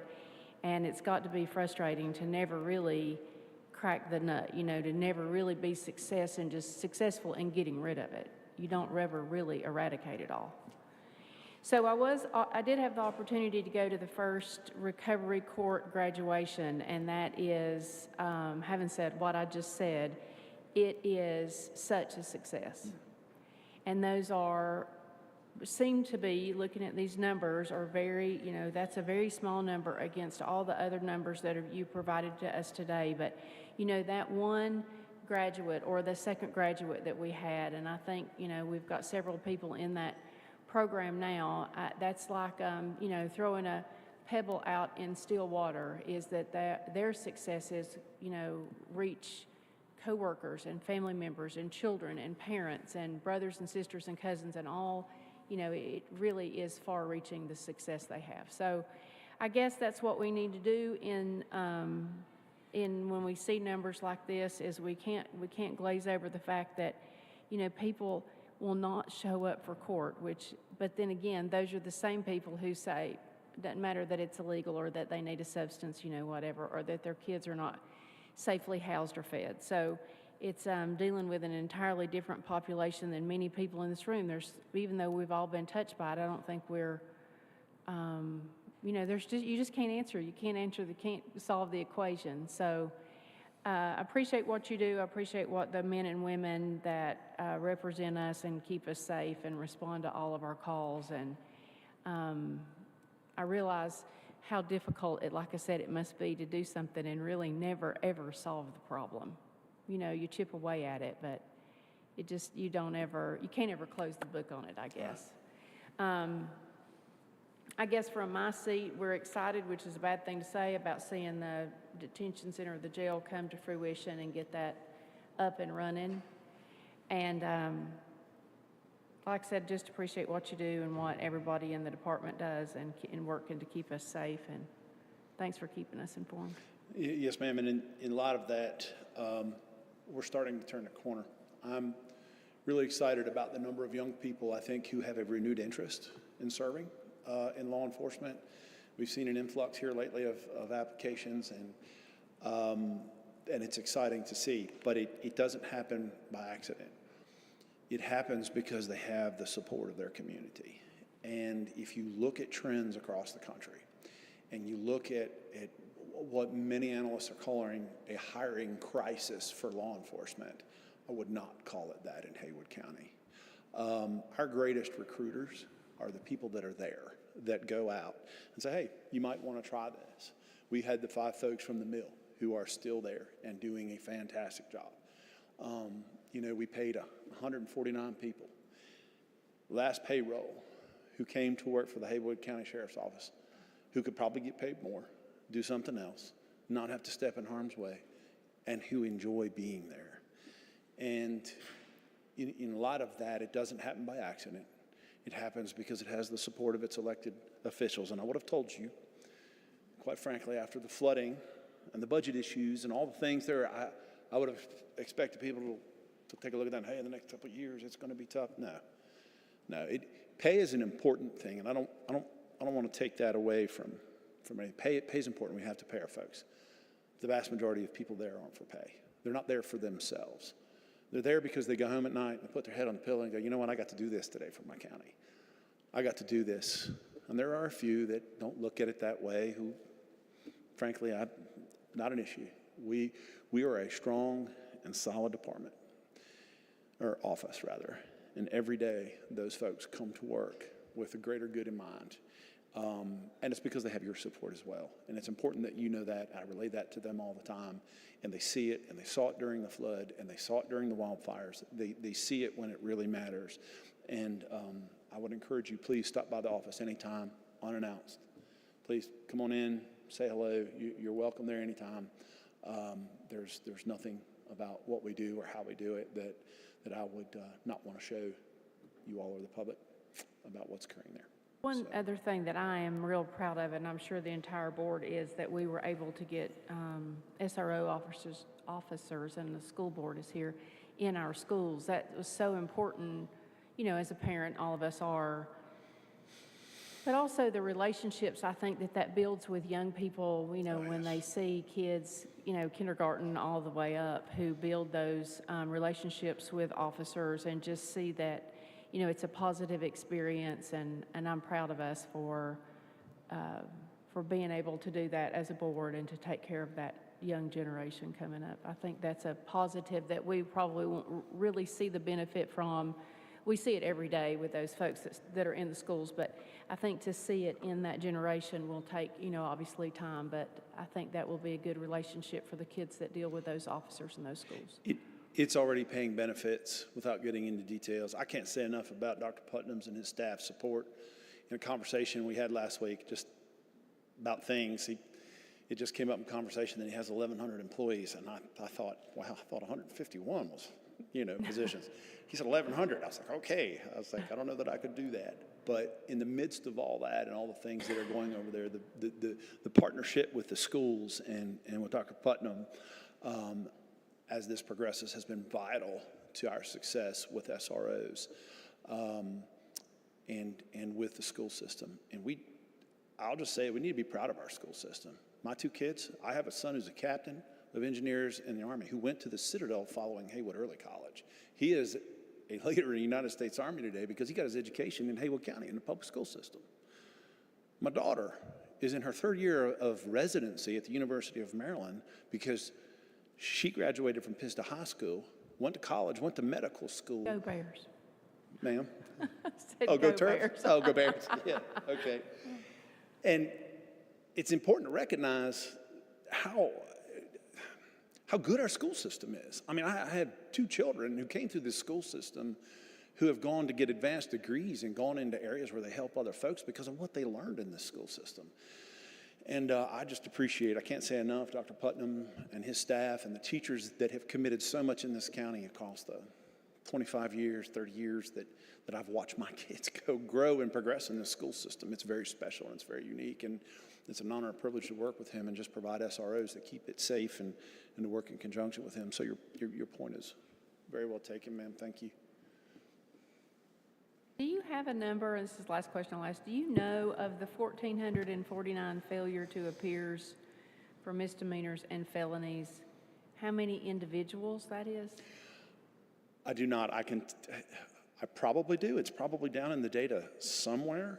I'm just wondering, I mean, I'm guessing that those are somewhat of repeat offenders. Yes, ma'am. And sometimes you can have someone with like six Multiple or eight charges. multiple failure to appears. And so just like the example I gave you in civil process, the number of people is probably smaller. And again, we're fighting a lifestyle, because if you wind up in the court system repeatedly and we can't get you out, that lifestyle keeps you in that court system. And until we can get accountability for those that are there, it's very difficult to get them out of that cycle. That's what I was saying, because, you know, many of us would just ask the question, I mean, did you just forget? You knew you had to go, but it's not that simple for sometimes those people. So. Right. Exactly. Another question, Sheriff, I failed to mention a while ago, but I noticed on the calls that we get into the Sheriff's Department, Yes, sir. since 2 years ago, I think, since 22, looks like the call volumes went up about a little over 23,000 calls. Yes. Can you put your finger on why that is? Is it drug-related, domestic issues, or I hate to put you on the spot like this. No, that's fine. I've actually given a lot of thought to that. A lot of it was the flood, frankly, in last year. That's what I was curious. Yeah, the flood was the big thing. You know, we have a growing population, and we have folks that have an older population, I'll say that, as folks start to retire here, and typically they utilize public EMS and law enforcement, well, not so much law enforcement, but EMS. But the flood is what I would attribute that, and our aging population would be another. And that's just off the top of my head. I didn't do a data set on that, but in my conversations with Captain Shanda Morgan over the 911 Center, we talk about these things in staff pretty often, and that's where I think you're going to see that. Interestingly, that call center is fully staffed, and she has, don't quote me on the number, several part-time folks that came in during the flood staffing in that and those teams inside the 911 center are very solid, and they work very closely together. And in terms of professionalism, getting the calls out where they need to go is second to none. In fact, I will tell you that for 2023, Captain Morgan was voted by her peers as 911 Center Director for the entire state. Haywood County, is known throughout the state for having a 911 center whose directors voted Shanda Morgan as the 911 Center Director of the Year for the entire state of North Carolina. That doesn't happen by accident. Her leadership in that realm is second to none. And if you get me talking about all the folks there, I'll be up here all day. But she is a perfect example of the leadership that exists there. And so that's what I would. I assumed that just, based off our demographics, the way they had changed, that a lot of those calls are EMS related. I know that a lot of those overlap as well. Sometimes you got EMS and law enforcement there as well. So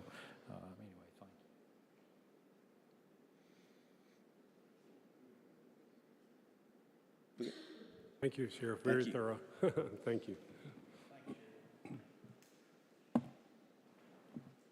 Okay, next we have our Haywood County Schools fiscal year 25-26 budget presentation.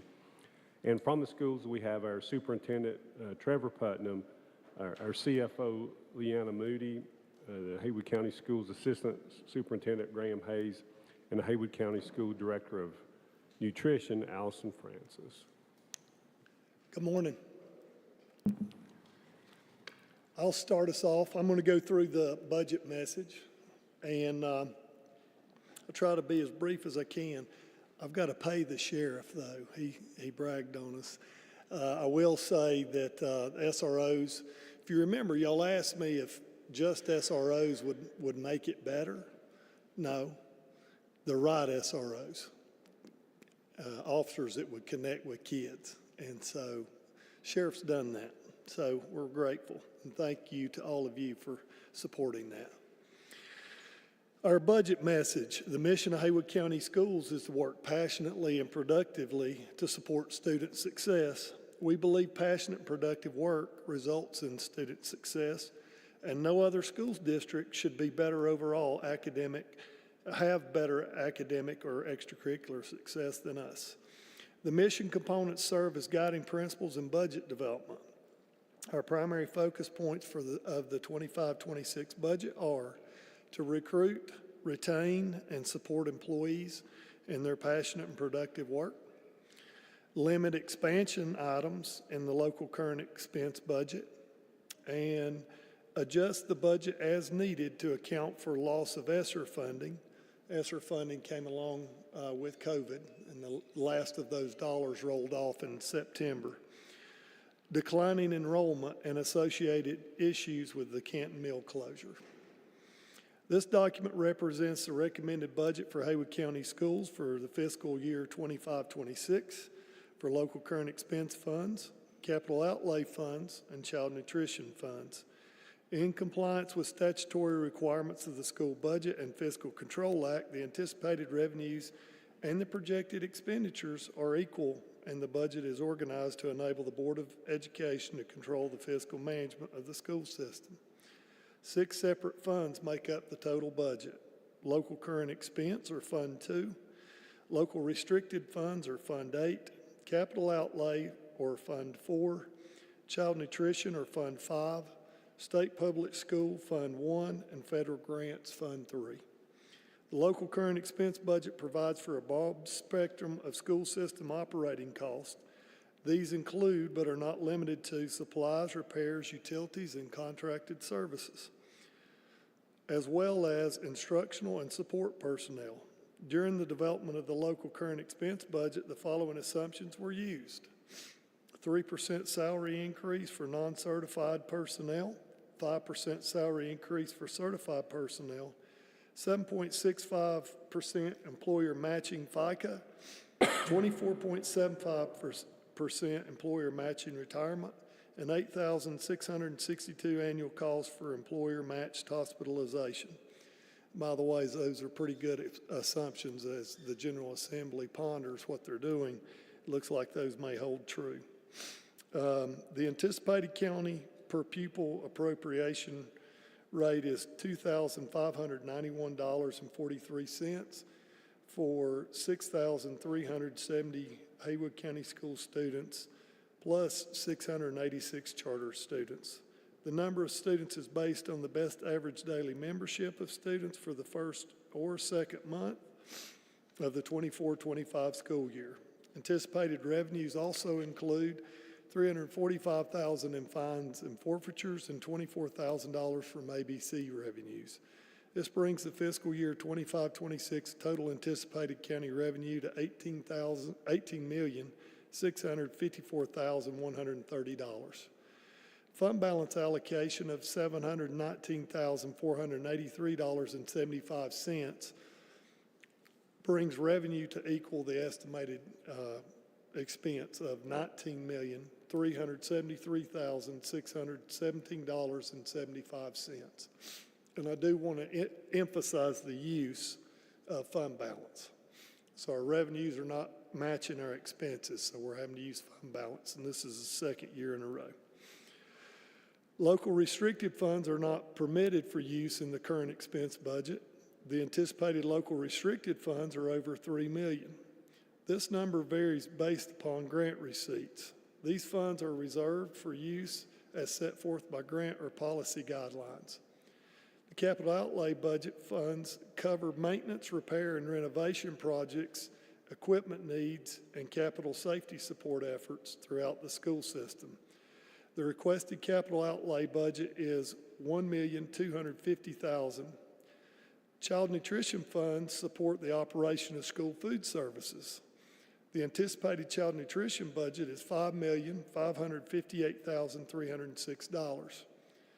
The state school budget funds provide for a broad spectrum of school system operating costs. These include, but are not limited to, supplies, repairs, contracted services, as well as instructional and support personnel. The state public school fund is the largest fund source and is based on ADM of 6,370 students.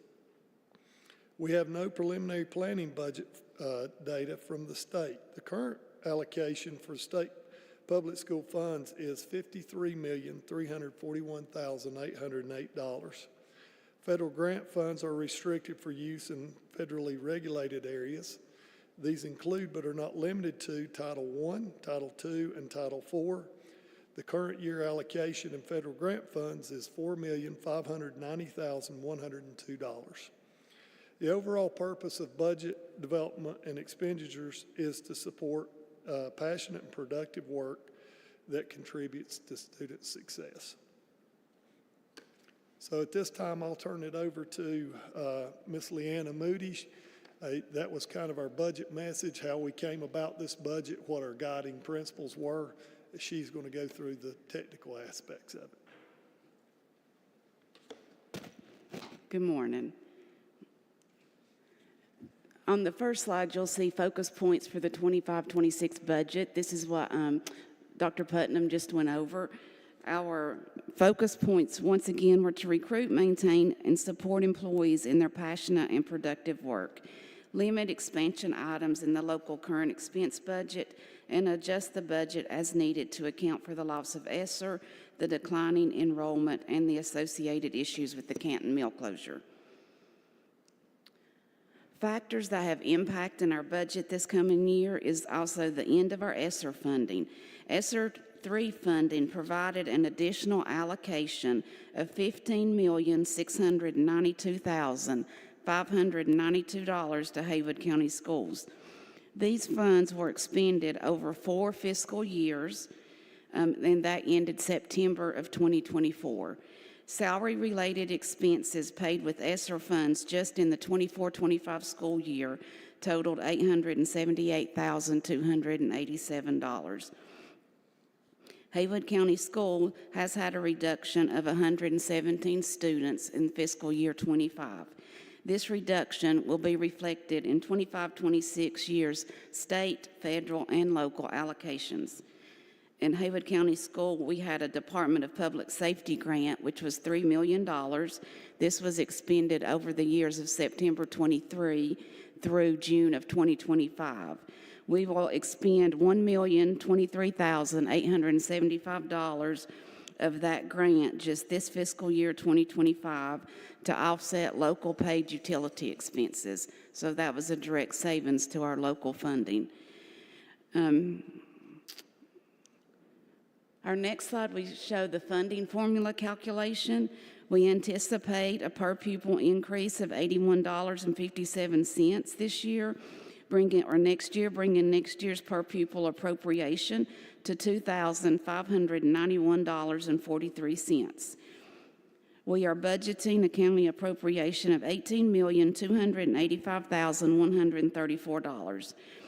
To bring this into perspective, if our ADM had remained the same, our county appropriation for fiscal year 26 would have been $18,544,273, thus resulting in a loss in appropriation of $259,000.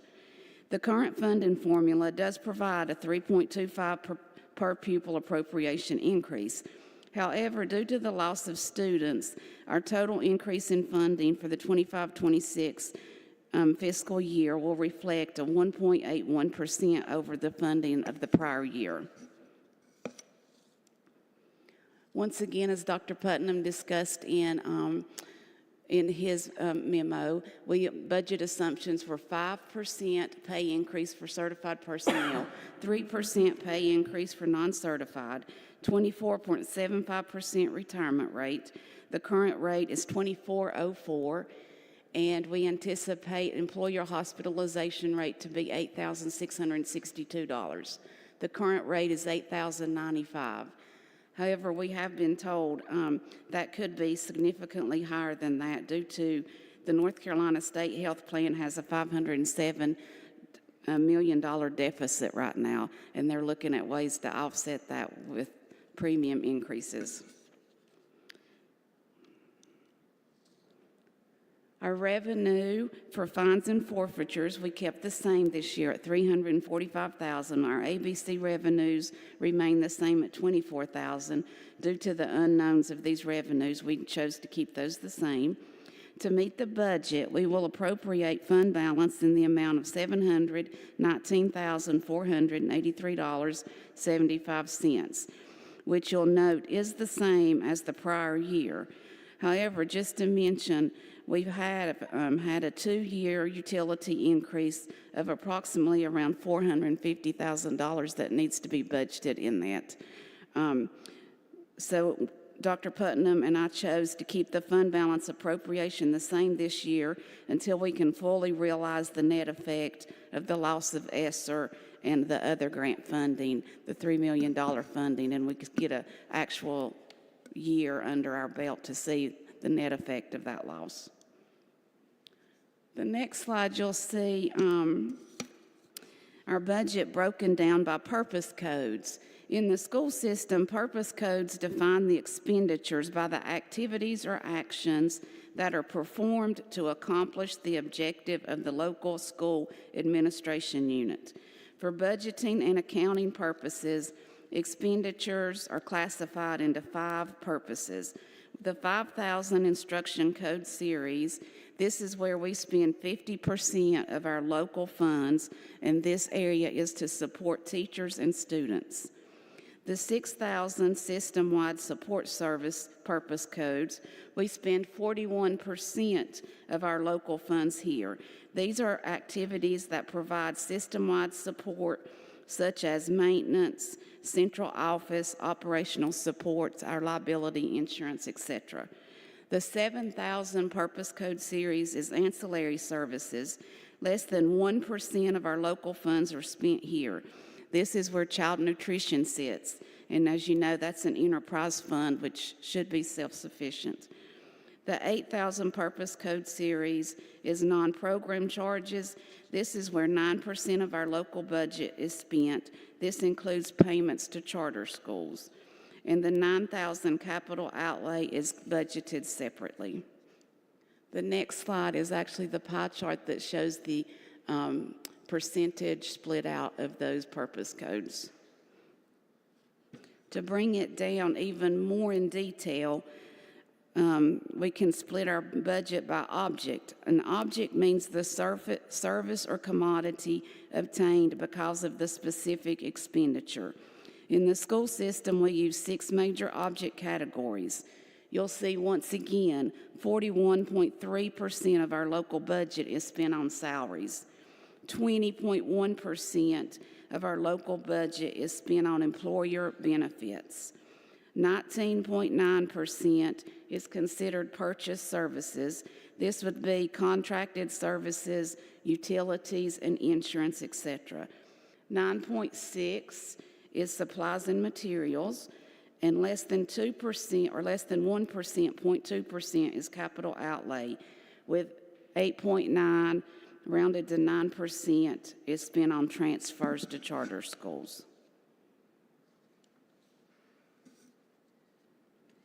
I'll let Mr. Haynes, Mr. Haynes talk about capital outlay, and then we'll take questions. She forgot my name. No, good morning to you all. For our proposed capital budget, and you all know our capital is generated through state sales tax and the portion of that we get, and then can only be used for capital projects. That's what it's designated for. So this year, as like last year, we have a proposed budget of $1,250,000. And I'll just kind of run through that real quick. Bethel Middle, we're going to replace the cafeteria roof there for an estimated cost of $150,000. At Clyde Elementary, the HVAC unit in their gym, the air conditioning portion of that is kaput, and so we're going to replace that at $100,000. North Canton roof on the K1 building, replace that for $60,000 estimated. At Pisgah High School, it's a fire alarm upgrade for $160,000, and their current fire alarm is fine. It's just a very old model. When it breaks, it's hard to find parts for it, so we want to get it upgraded to something newer so we can maintain it better moving forward. And there's 1 or 2 more of those. We did Clyde last year. We'll probably do Haywood Elementary in the next year to get those replaced.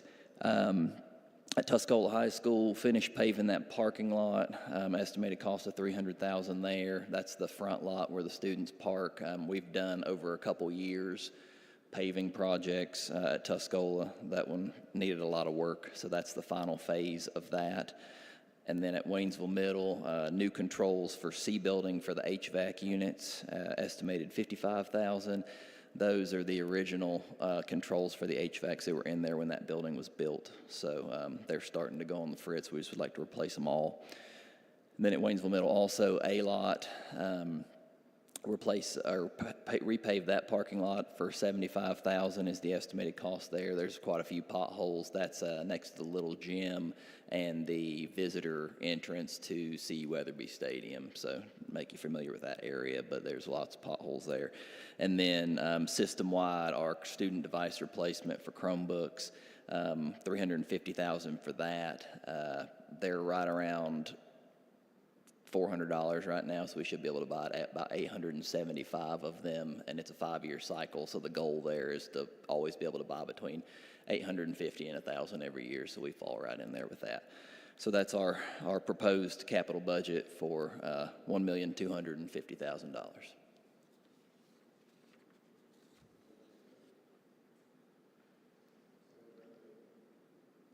Thank you. And Miss Francis can't be here, so I can do, I'm going to run through her school nutrition just real quick, too. So the child nutrition program, as you all know as well, it operates independently of other programs. The revenues include cash from meals and supplemental sale items that are sold also, as well as USDA cash reimbursements and USDA donated commodities. And our budget for the 25-26 school year shows a 1% increase there, and that's just really due to anticipating those benefits and retirement increases. We hope to have a balanced budget there with expenses and revenues matching at $5,558,306, with only $162,506 of that coming from her fund balance. Labor and benefits are 55%, food and supplies is 40%, and then the overhead is 5%.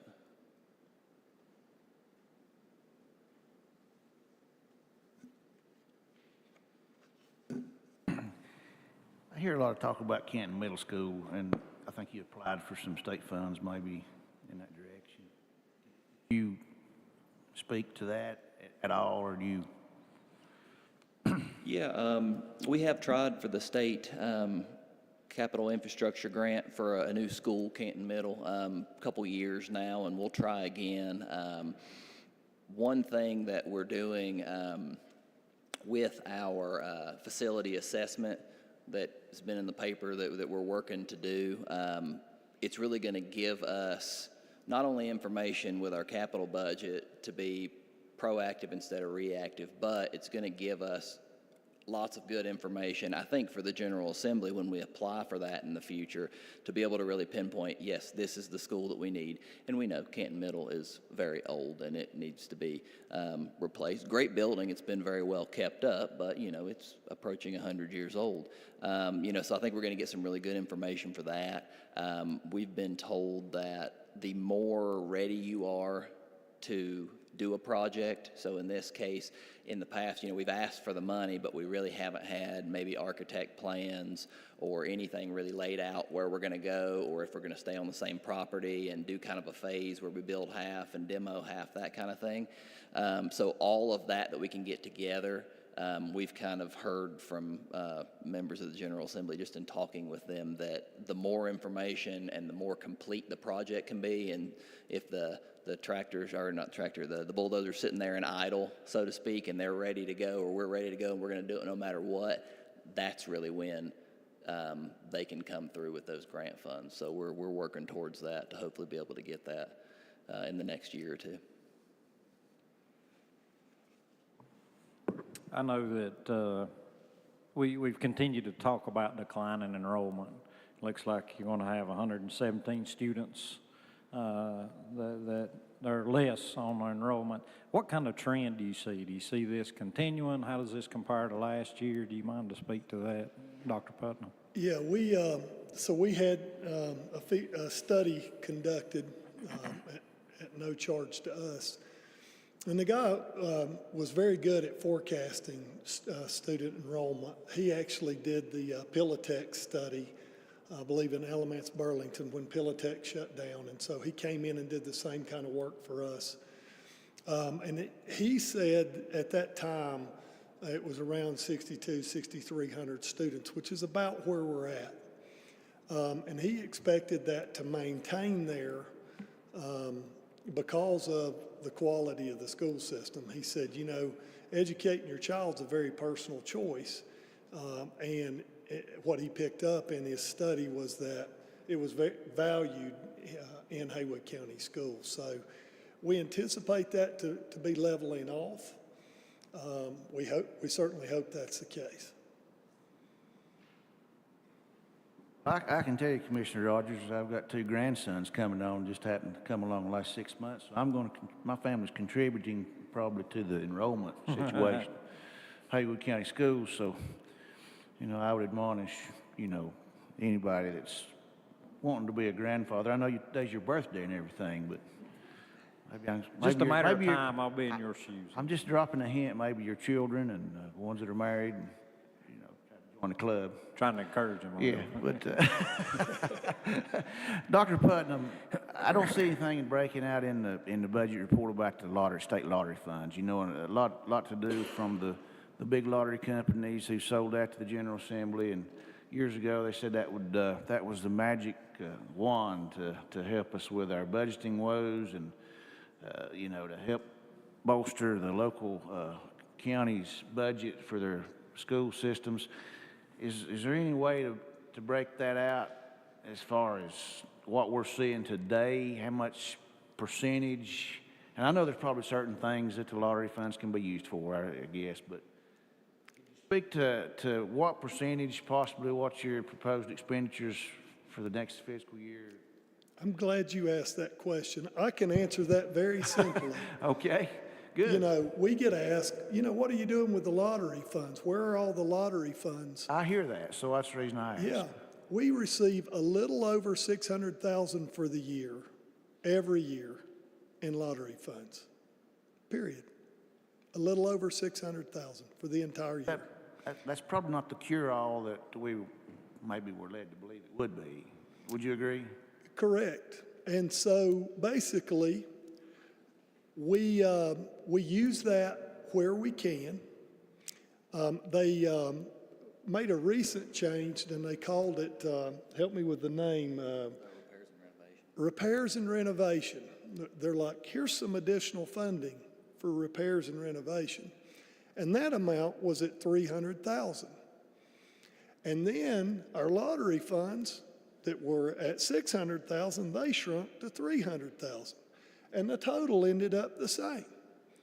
So at the end of the year, it's still a little over $600,000.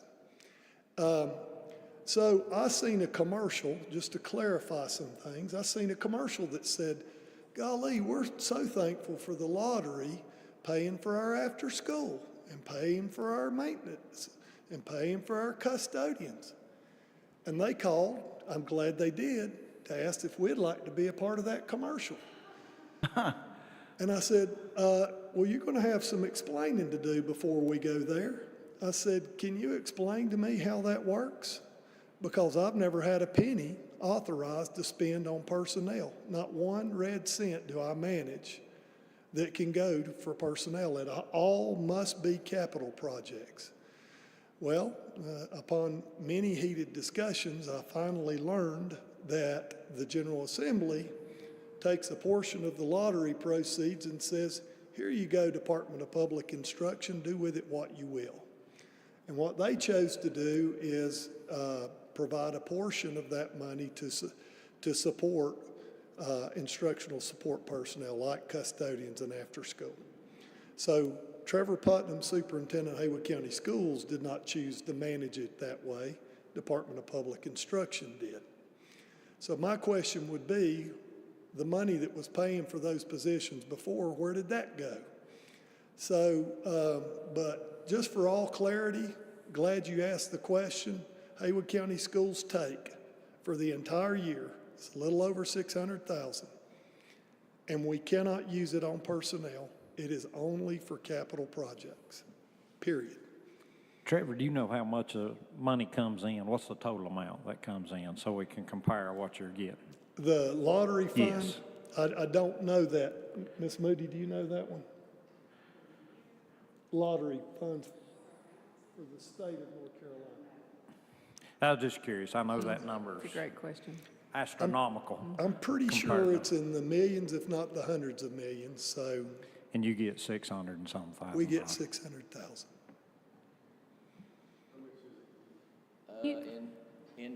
In 2023, it's just what I Googled, this just lottery ticket sales were 4.3 billion.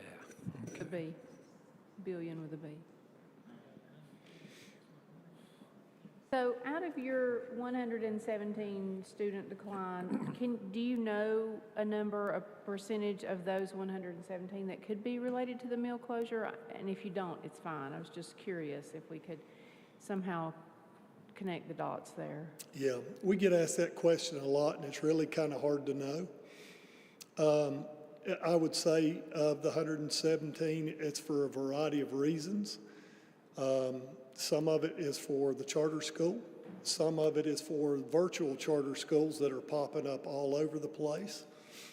Some of it is, you know, work-related and have moved away. But there's a variety of reasons, and I can't pin that down for you. I wish I could. And then back to nutrition, is Haywood County still offering free breakfast and lunch, I think, for students? We fall under the Community Eligibility Program, and that's a federal reimbursement program that allows us to feed all kids breakfast and lunch for free. They're all identified as free. The problem is the reimbursement rate is not a full amount of reimbursement, what it actually costs us to produce the meal. And so we've been seeing a loss in that area because the reimbursement rate is too low. So we're going to continue to do it. It's the right thing. Our kids need the meals. We're going to continue to seek money. That's, you know, if you work in education long, you learn to wrangle money from somebody. And so we continue to do that, and we will be doing that for the coming year. Dr. Putnam, the 117 number that we keep talking about, how does that compare to last year? What was the number last year? So we were at a little over 6,400 students last year, and we're at 6,300 roughly this year. And I probably should point out that that's 22-23 to 23-24 school year, you know, because we operate in arrears.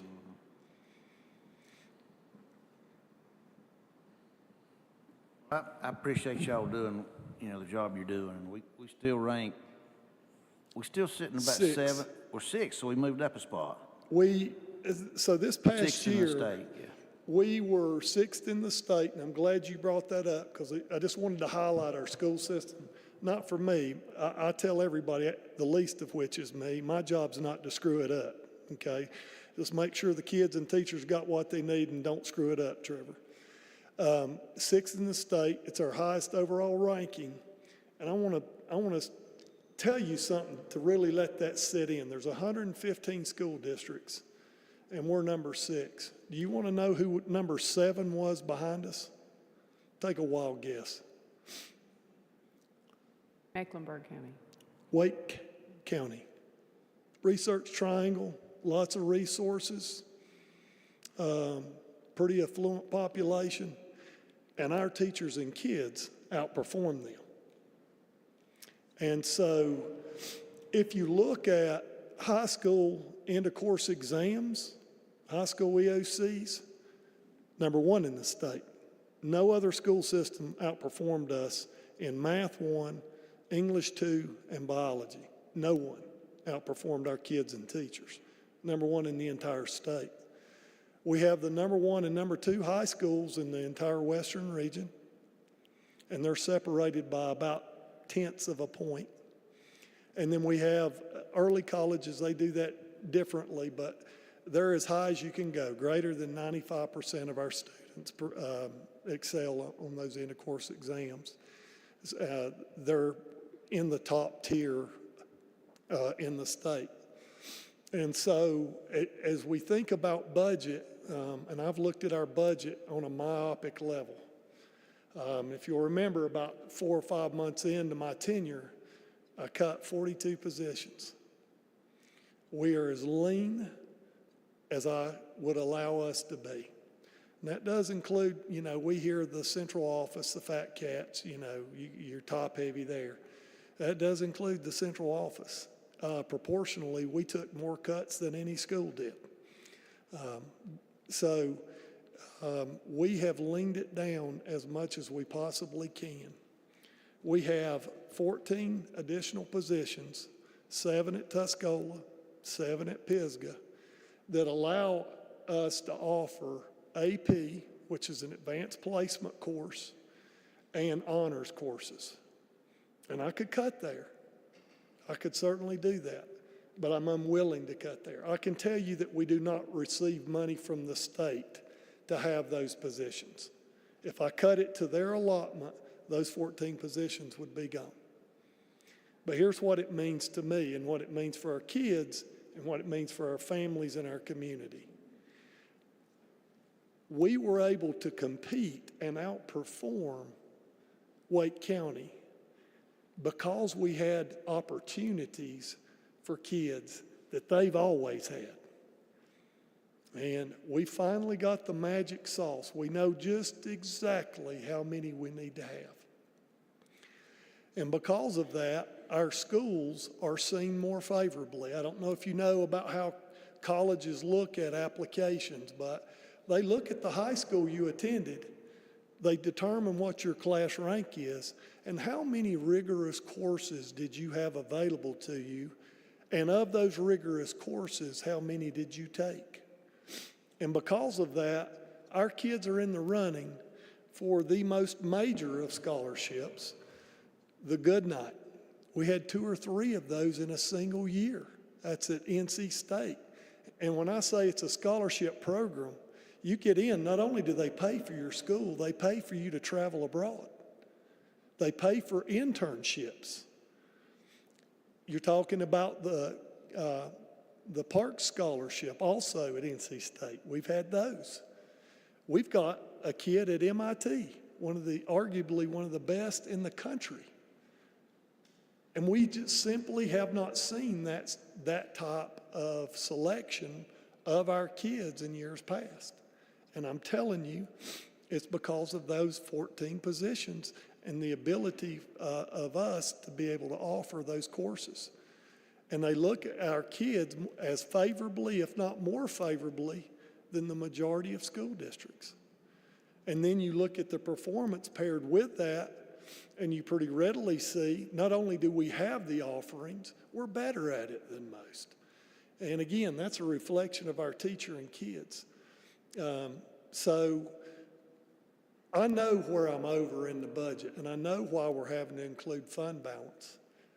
And I'm simply not willing to compromise. And I talked with Bryant, we're coming up on a funding formula year where we renegotiate or rediscuss, and I certainly hope that we can maintain those opportunities for our kids, because ultimately that's what it means. That's what it equates to.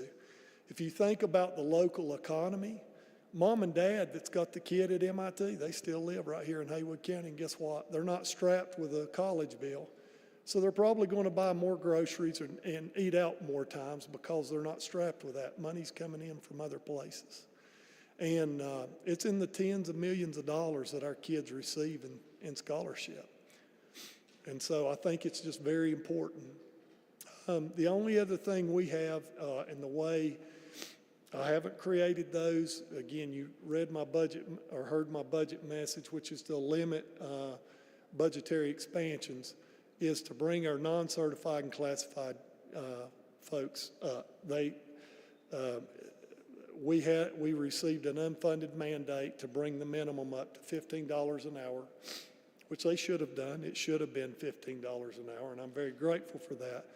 But they sent no extra money, and we are unable to obtain more money to create a pay scale. We've got folks with 15 years experience working for 60 cents on the hour more than someone hired in off the street.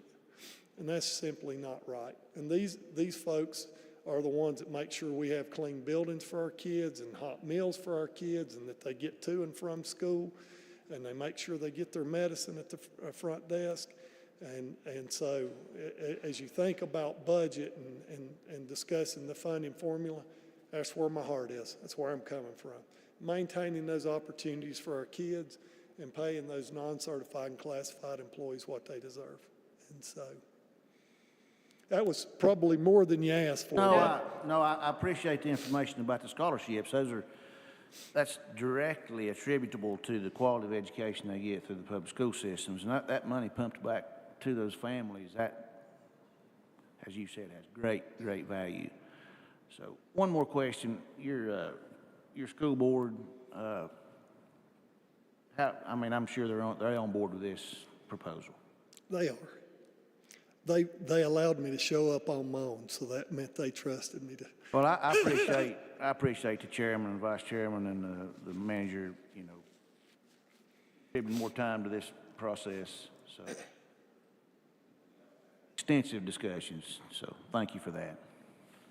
Kudos to the school system and everybody in it. I, as everybody knows, deal with people that are moving here sometimes, and I always say, we have a really strong school system, and I always try to throw that number out there that we're 6 out of 115. Our economic director is in the back, and it's going to be very important going forward as we see the landscape of Haywood County become and evolve into something else. instead of being a paper mill town for over 100 years, when we look to industry and businesses to come here and build, make their space in the community, how well our schools do is going to, I feel like, as a parent, would be very important to where I would be willing to relocate. So congratulations to everybody that does that and to the students that participate too. So I appreciate that very much. And it's good to see you guys improving. You were 7 out of 115 2 years and then bumped it up to 6, and so still continuing to move in the right direction. Yeah, and Hurricane Helene certainly give us a setback. We're down 200 plus instructional hours. But in working with the General Assembly, we've been able to obtain some money for summer school. And Project Serve is another revenue source for us. We're going to get those instructional hours back. Now, they won't show up this year. You can't create 200 hours out of thin air. But we're going to get some instructional time back in the summer through federal grants and money from the General Assembly. And so,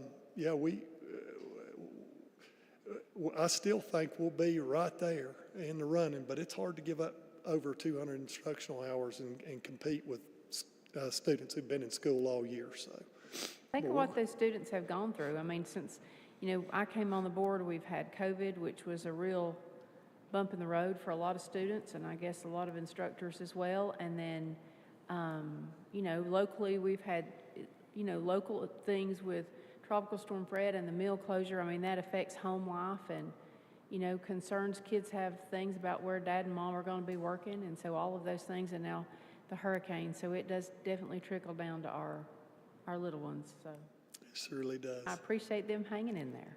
Yes. I just wanted to make a comment on the $4.3 billion. If I did that right, I guess the lottery keeps about half of it to pay out, I guess. I'm just guessing. Is that about right? So $4.3 billion divided by 100 counties is $43 million. We're an average-sized county, so we should get $43 million if they truly gave it to education. Of that $43 million, they keep half of it, so that's $21.5 million. The state does to pay out for lottery. So we should be getting, if they send it directly to the schools, $21.5 million. So $21.5 million is more than your budget for a year, than what you just proposed. If you had $21.5 million, you would have $3 million for capital outlay, and you wouldn't even have to have any property taxes or any sales tax. So I think and I remember when they passed this, and I really wasn't for it either, but anyway, they did. Yeah, it was, and they snuck it through, and so they got it, and then they took it away like they always do, and I don't know what they spend it on. I guess they spend it on whatever, but they definitely don't spend it on education. The education gets peanuts, sounds like. So just to break that down, if I did it right, because my calculator on my phone, it hid the 4, but I think it had enough digits in there that it did it right. So I think that's when that kind of hits you in the face. It's where is it going? I mean, where is it going? So it's one of those things that doesn't get talked about anymore because we've kind of gotten used to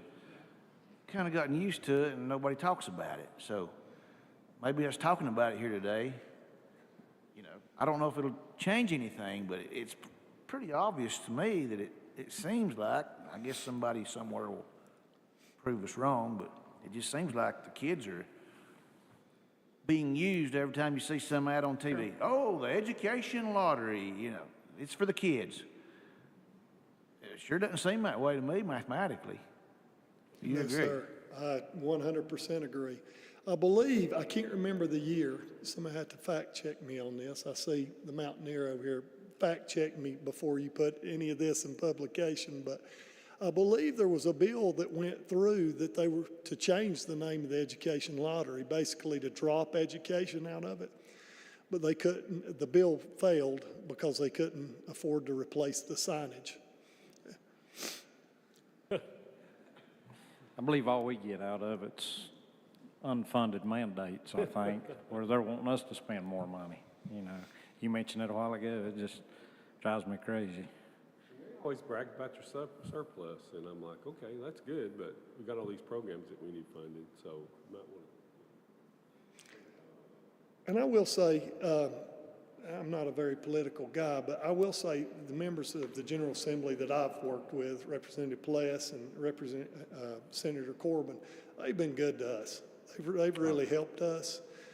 So I don't want to lump them in with the misgivings of the whole at times, but you know, we were able to obtain that $3 million following the mill closure. And that got us out of hock because we really did not have a fund balance, and our revenues and expenses didn't match at the time either. So we were getting ready to go in the red. But that $3 million, as Ms. Moody highlighted, we've been paying the utilities out of that and being able to generate fund balance and get us in a good, stable place. So as the mill adjusted, you know, the loss of students and whatever, we could adjust slowly over time. So they've been good to us, our local representatives. Something else I would like to add that Mr. Haynes touched on is this initiative, I guess, to review all of your buildings and see exactly what your direction for repairs and maintenance. So I've seen that with the county is that we work very proactively to stay ahead of what could be horrifically expensive surprises should those systems, you know, HVAC and elevators and all sorts of things fail. And so that's, I appreciate you taking that stand and going at it from that direction. That helps the budget, it reduces surprises, you know, shortfalls, and that lets you have a great inventory of your buildings. I think that's great. Thank you, absolutely. Yeah, that's the goal, just to give us a better idea of where we need to go, you know, where our shortcomings are, what needs to be replaced, and, you know, eventually if a school needs a renovation or just a brand new school, you know, so that is the goal.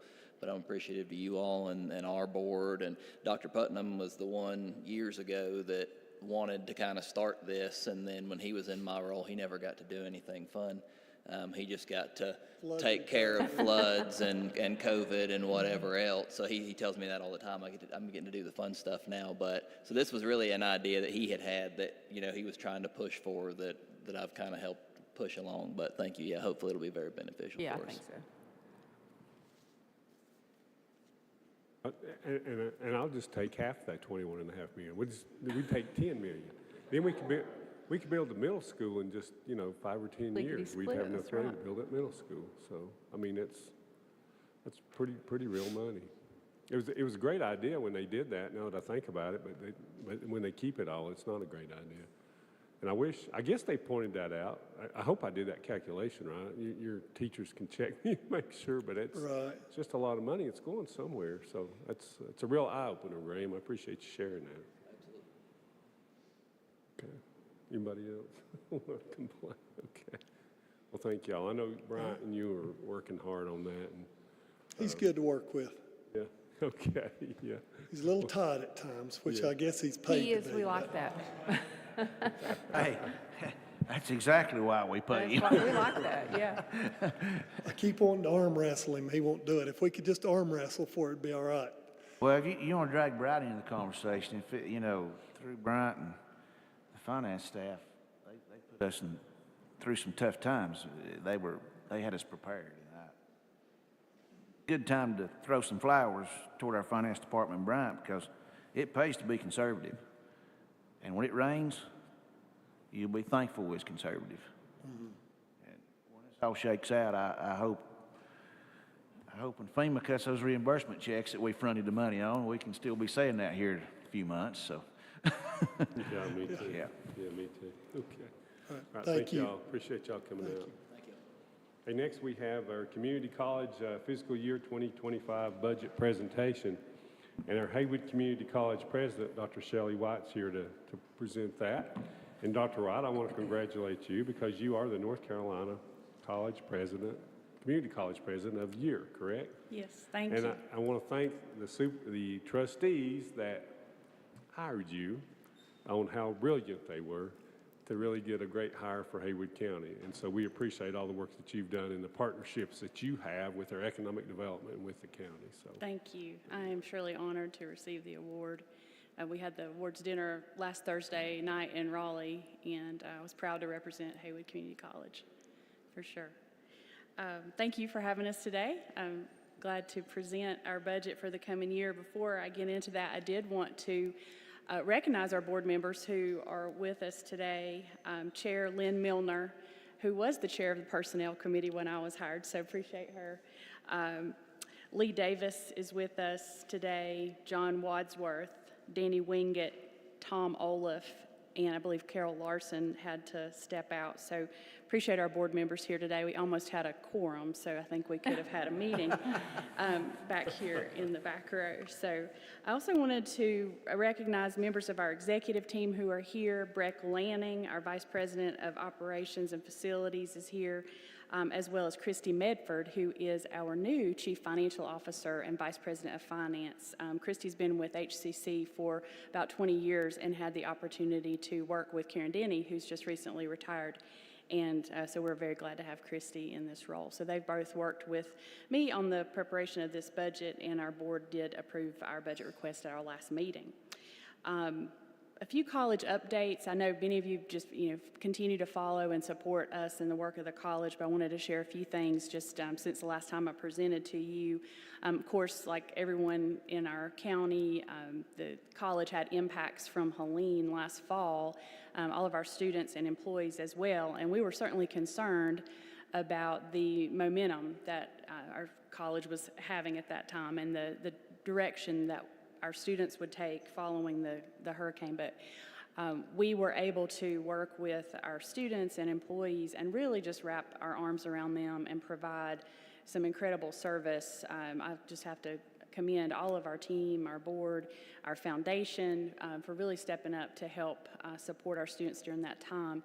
And what we thought might have been a loss as we moved into our spring semester was actually a gain. And we saw the biggest increase in our enrollment from spring over spring that I've seen since I've been there since 2020. We had a 10% increase in our enrollment, which really did just shock everyone in terms of that resilience. And that's the word that we keep saying is we are resilient here in Haywood County.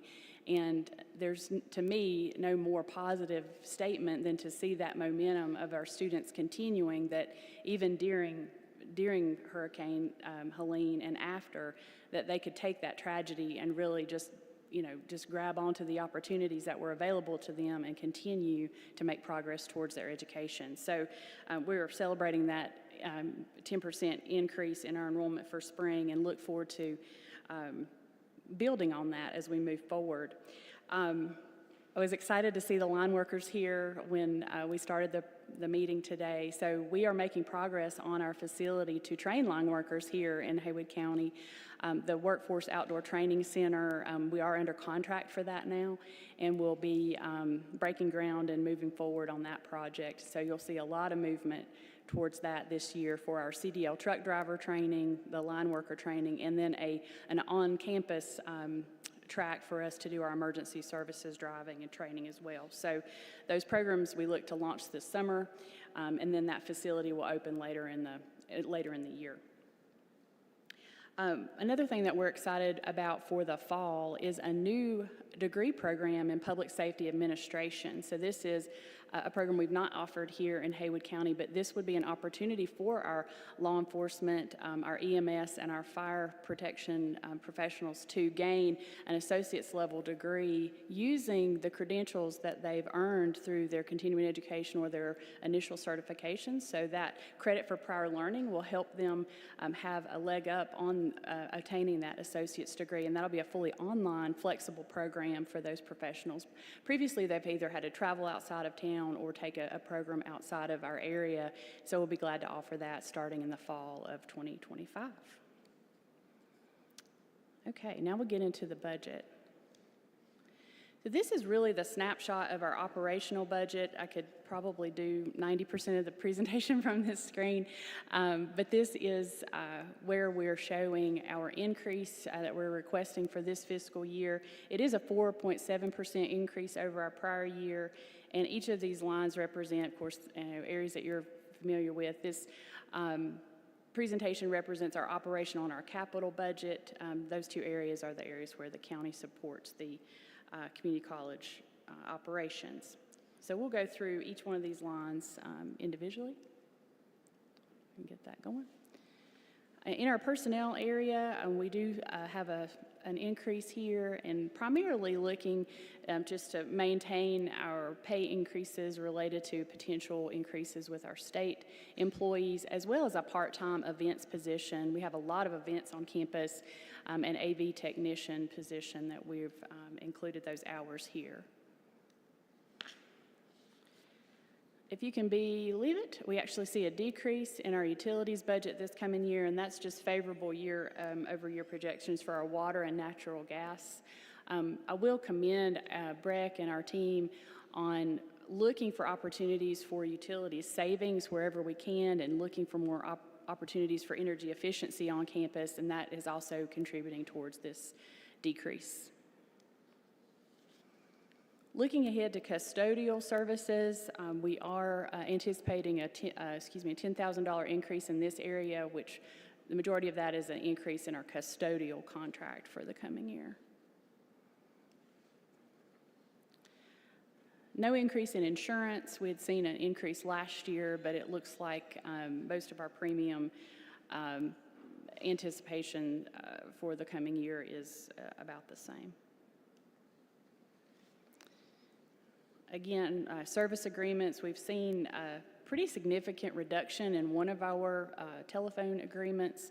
That's helped to balance out some of the other increases that we're seeing, primarily due to inflation and other concerns with costs on service agreements. So that's an area where we're seeing kind of a balance out of those two.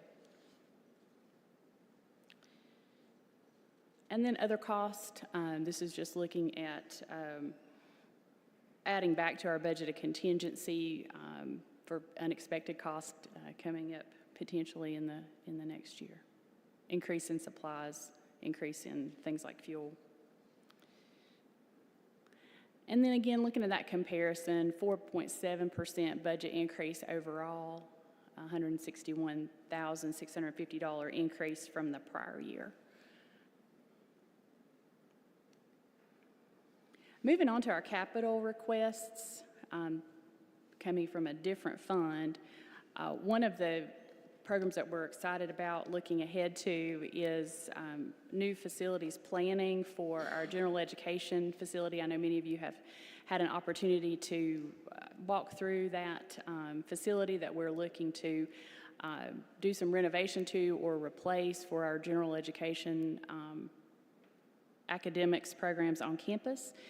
This coming year, we intend to, and we actually already have been starting the process of entering into agreement for open-end design for renovation of that, for facilities planning on that. One thing you'll see on our next slide is we had some storm damage with Helene. The majority of that damage was in a storm drain area on Armory Drive. And as that now has kind of the entranceway to your shelter at the old Armory, we want to make sure that that's accessible in any future storm. And so we're actually working with FEMA on covering the replacement for that project. We need some engineering done on that. This would be something that could be reimbursed as we're working on that. Chemistry lab, relocation, hood replacement, these are some kind of more routine academic updates that we look to add, as well as maintenance, looking at some of our higher need areas across campus, HVAC unit replacements. And then IT, we're always looking how we can make sure that we have the most cutting edge technology, but also taking care of some of that older infrastructure on campus related to our fiber and location of some of our kind of aging networks on campus that needs some attention in the next couple of years. And then that last item is repairs to facilities for our kind of continued maintenance of our facilities and looking at opportunities to keep our buildings in good working order. For a total of $570,000 from that. Last item I'll review are just some of the things we did see impacts from Helene. This is really for your information more than anything. We do have anticipated cost of about $400,000 for that storm drain collapse. That's a pretty major line on that Armory Drive side and did have some flooding there during Helene and has taken some attention to anticipate repairing that. And I won't read through all of these, but we did have just across campus some impacts from Helene that were more minor by comparison to other things, other damage here in the county, but kind of adding another $50,000 of damage across the campus from minor roof leaks to some loss of some trees. We have on our campus, as you know, is a beautiful arboretum, and some of the specimens that we lost were very unique specimens on campus, and we look to replace those over time as we have the opportunity to. All right, that's the end of my presentation. Thank you for your continued support.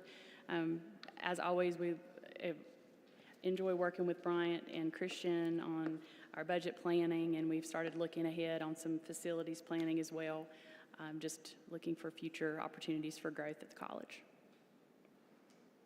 I would like to thank you for coming. I thank the Board of Trustees for coming and showing their support and the work they do.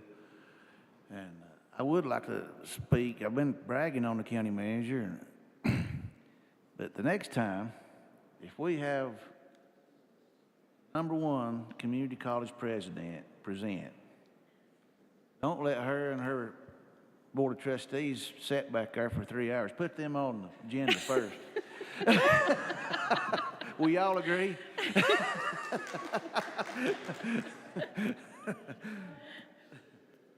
you. Anybody have any questions for Shelley?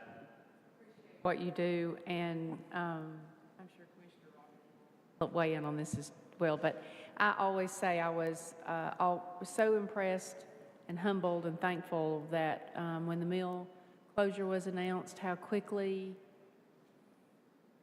you jumped in and filled those voids for those folks and for just the community in general. So thanks for your strong leadership. I said this earlier to Shelley, or to Dr. White. I said I'm thankful to get to call her my friend, and we appreciate your leadership. Thank you so much. Thank you.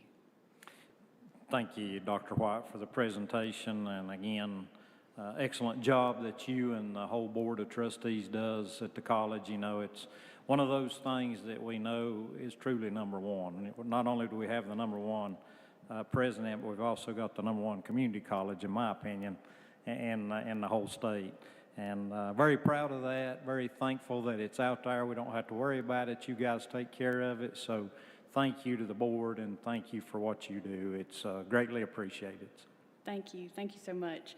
I'm not sure if this is a plus or a minus, but the community colleges in North Carolina are not ranked like the K-12 schools are. Still #1. So we can say we're #1. That's right. But I will say, when I came in 2020, we embarked on a strategic plan, a 5-year strategic plan, and one of our main goals, we have 5 goals on that plan, and one of those goals is to engage with our community, to be a place where our community can connect, to be a place for our community to come and enjoy the beauty of the county, but also to connect with educational opportunities. And whether that's in the school system, or if you're an adult learner, or if you're out in our communities, we really have something for everyone. And I believe that we have fulfilled that goal as we come to the end of our 5-year strategic plan and we start looking ahead to our next 5-year plan. I believe that we'll continue to focus on that. So I think I'm very proud of the connections that we have within the community, and thank you again. Yeah, you got a great connection even with Dr. Putnam and our local Absolutely. schools. And to your comment, working with adding the trades. You just said you're going to add the lineman school, and we're doing the CDL, and that's a huge need. not only in Sure our is. area, but across our region. So truly, you are doing that. So thanks again. All right. Thank you all. I just want to tell you thank you too for the job you're doing. We already knew you was number one before you won the award when you stepped up when Evergreen shut down and then all the storms and that stuff. You were way ahead of most people when you jumped out there. We definitely appreciate it. Thank you. Thank you, Commissioner Rainey. I appreciate that. You know, Dr. White, my children, I had 2 children who went to HCC. I'm an alumnus of HCC, and the value, we're talking about the value added to the community. You know, our kids here have access to high-quality education. My daughter, she got her first 2 years with y'all, and then she went to App State. You know, she could have went to Western Carolina out here, but she went to App State, but that's okay. But yeah, and my son, he graduated with an associate's in mechanical engineering, and I think as far as an affordable education, you know, some people think that education is out of reach financially. You know, you hear all these stories about how much college education costs, but, you know, through the early college program in, you know, conjunction with our school system, through the early college program, through our scholarship program, the Haywood County Schools Foundation, and the affordability of community college and the credit transfers, you know, education is empowerment. And, you know, the older people get, the wiser they should become. And hindsight's always 20/20. Education should be, first and foremost, for us to communicate that to maybe underprivileged children, maybe people in the socioeconomic ladder that's not very high. It's possible. Anything's possible. And through your work, the Board of Trustees, Haywood County Schools, there's tons of success stories out there. And people can look back and say, wow, what a great value, what a great system. And, you know, I tell people all the time, I can't say that I'm responsible for part of your 10% growth in enrollment. I think certainly the Health Sciences Building, that Haywood Healthcare Foundation and this board helped fund.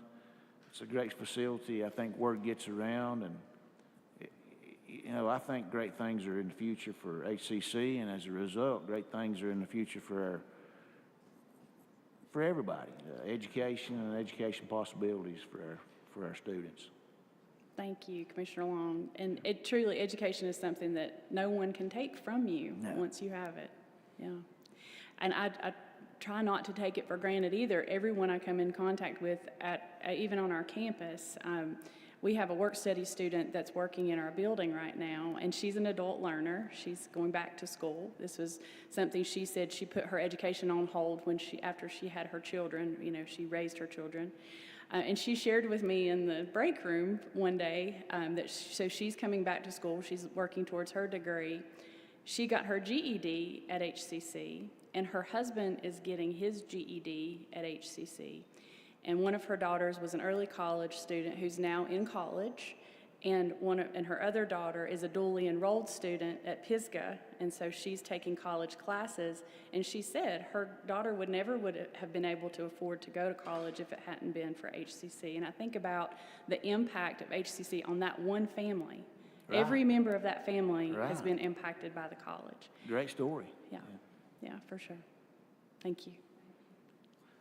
Thank you, Dr. White, and thank you for the trustees for you and them making an effort to expand the trades.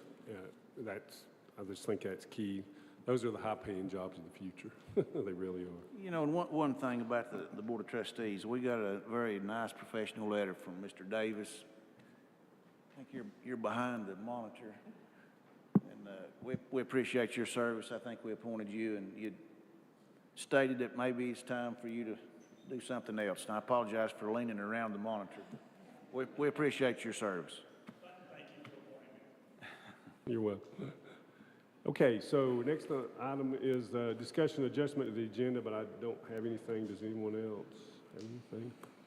And after that, we have 9 items on our consent agenda. Does anyone have any questions on those 9 items?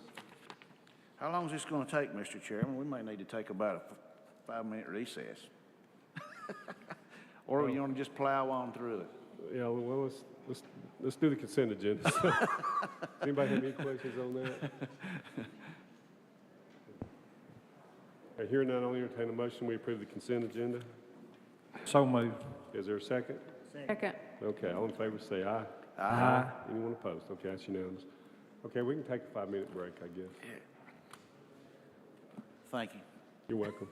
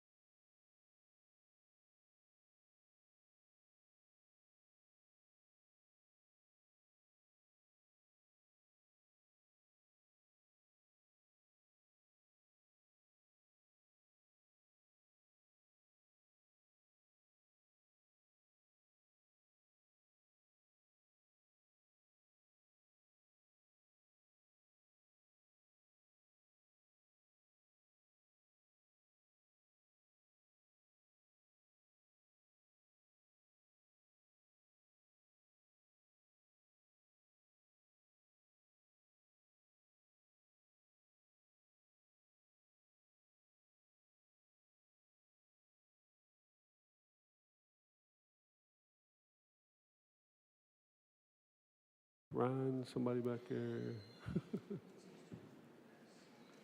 I probably am talking to the audience. Go ahead, okay. Okay, we've returned from our break, and we'll go to the regular agenda. And the first item is to request approval of a resolution recognizing and supporting the North Carolina DOT efforts to construct a reduced conflict intersection at the intersection of US 1923 and Waitsel Way. So, the reason this is on here is we just want to do a resolution supporting this. It's in our home county. Where this is located is the entrance of Midway Medical Center.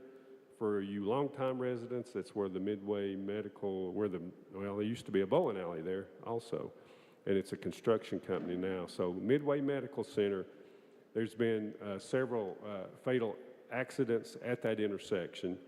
And so what the DOT would like to do is you can't leave that facility and go straight across and take a left. You have to turn right, go down just a few hundred feet or several hundred feet, take a left into the other two lanes, and then come back towards Canton. So if you're going to go towards Canton, you'll just have to have maybe extra 30 seconds to drive down and make that. It makes it a lot safer for our residents and everything. So Brandon and I are on the MPO board, and we both recognized and supported this at our MPO board meeting, which is the Metropolitan MPO planning organization that has to do with traffic or highways and traffic and everything. So this is something that the DOT has done, and believe it or not, the DOT doesn't do a lot of projects because of their funding, but this is something real important. It'll help our residents. So if anybody has any questions, I can help you answer it.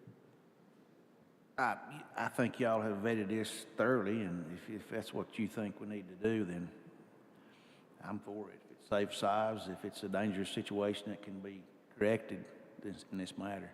I know I've heard of several very bad accidents right there, and that's what you're talking about. What you have is a lot of folks that try to pull out of there and turn left, and cars come through there, at a pretty high rate of speed, and it's dangerous. I was just sharing with the chairman, a lot of times I've been through there, and a car will pull to the center part, trying to cross the two lanes, and now the car is longer than the center section there. So you're either hanging over in the front or the back. It just creates a dangerous situation. And I think, forget the number now, amount of seconds that they told us, but to go up and turn around and come back, it's less than 30 seconds to go back up to the next turnaround, which is right there in front of the fuel, what is that, Pisgah or? Freeman. It's just past Freeman there where you turn around at the gas station. So anyway. It's before Crawford. It is, yep. So, less than 30 seconds to save a life we thought was well worth it. So. Absolutely. And I think I shared with, I'm real familiar with that intersection. My grandparents used that all their life. And my grandfather, I can remember him saying that one time he pulled out in front of somebody and he just never saw him. And so I guess that intersection has a way of just maybe lulling you to sleep or something. But anyway, yeah, they come down, they're coming around a hill there and stuff. So, and then you're pulling up. If you do notice, Midway they used to have two entrances there, and they've narrowed that down to one. It was real confusing. When you left Midway, you could go up one way and turn right, or you could go up the other way and go straight across and turn left. But they've made that just one entrance, so to where you can turn in and leave out. So a long-time residents is familiar with that will understand. So, but anyway, I'll entertain a motion. We approve item 1 of the regular agenda. So moved. Is there a second? Okay, does anybody else have anything? Okay, all in favor say aye. Aye. Okay, it's unanimous. Okay, number 2 is, on the regular agenda, is to request approval of a resolution in support of the North Carolina Senate Bill 243, and our Register of Deeds, Sherry Rogers, has that for us today. Hey, Sherry. Thanks for hanging in there. We have 10 more minutes of morning. Yeah, that's right. Thank you. Thank you. This is the Senate Bill 248, this resolution that we're asking for your support, on is, it was filed on March 6th, and I checked this morning, and it was referred to Judiciary Committee, and it's now waiting on a committee hearing. So we're pretty passionate about this in the Register of Deeds Association. And if you read the resolution, it explains, it's very detailed. It explains what's going on. But I just kind of wanted to touch on the current process of getting a birth certificate in Haywood County. On a daily basis, we log into a system we have. It's short NC-DAVE. It's the North Carolina Database Application for Vital Events, and we all use it. We use it, the health department uses it, hospital uses it, but anyway, daily we log into this system, and we are able to receive our birth certificates and death certificates through this system now. And we record our Haywood County births and deaths, just the deaths and births that occur in Haywood County. And those are available locally in our office, as you know, but also through this system, we have the capability to issue all North Carolina County birth certificates after 1971. A lot of people don't know this. We've advertised it over the years, but after 1971, we can issue a certified birth certificate. And actually, they're working on scanning. They did receive some funds for a scanning project, and I think we're going to have like 10 more years really soon. But it's very handy. It's very handy for us because we do have a lot of people that live in Haywood County that are born in Buncombe County. And so, or if you're born anywhere in the state, we can issue your birth certificate immediately in my office. And that, like I said, we can do that for anyone after 1971 currently, unless you are adopted. And that's where the hiccup happens. Adoptee birth records are removed from all county Register of Deeds office at the time when the adoption occurs. And if you are adopted, you can only receive a certified copy from North Carolina Vital Records.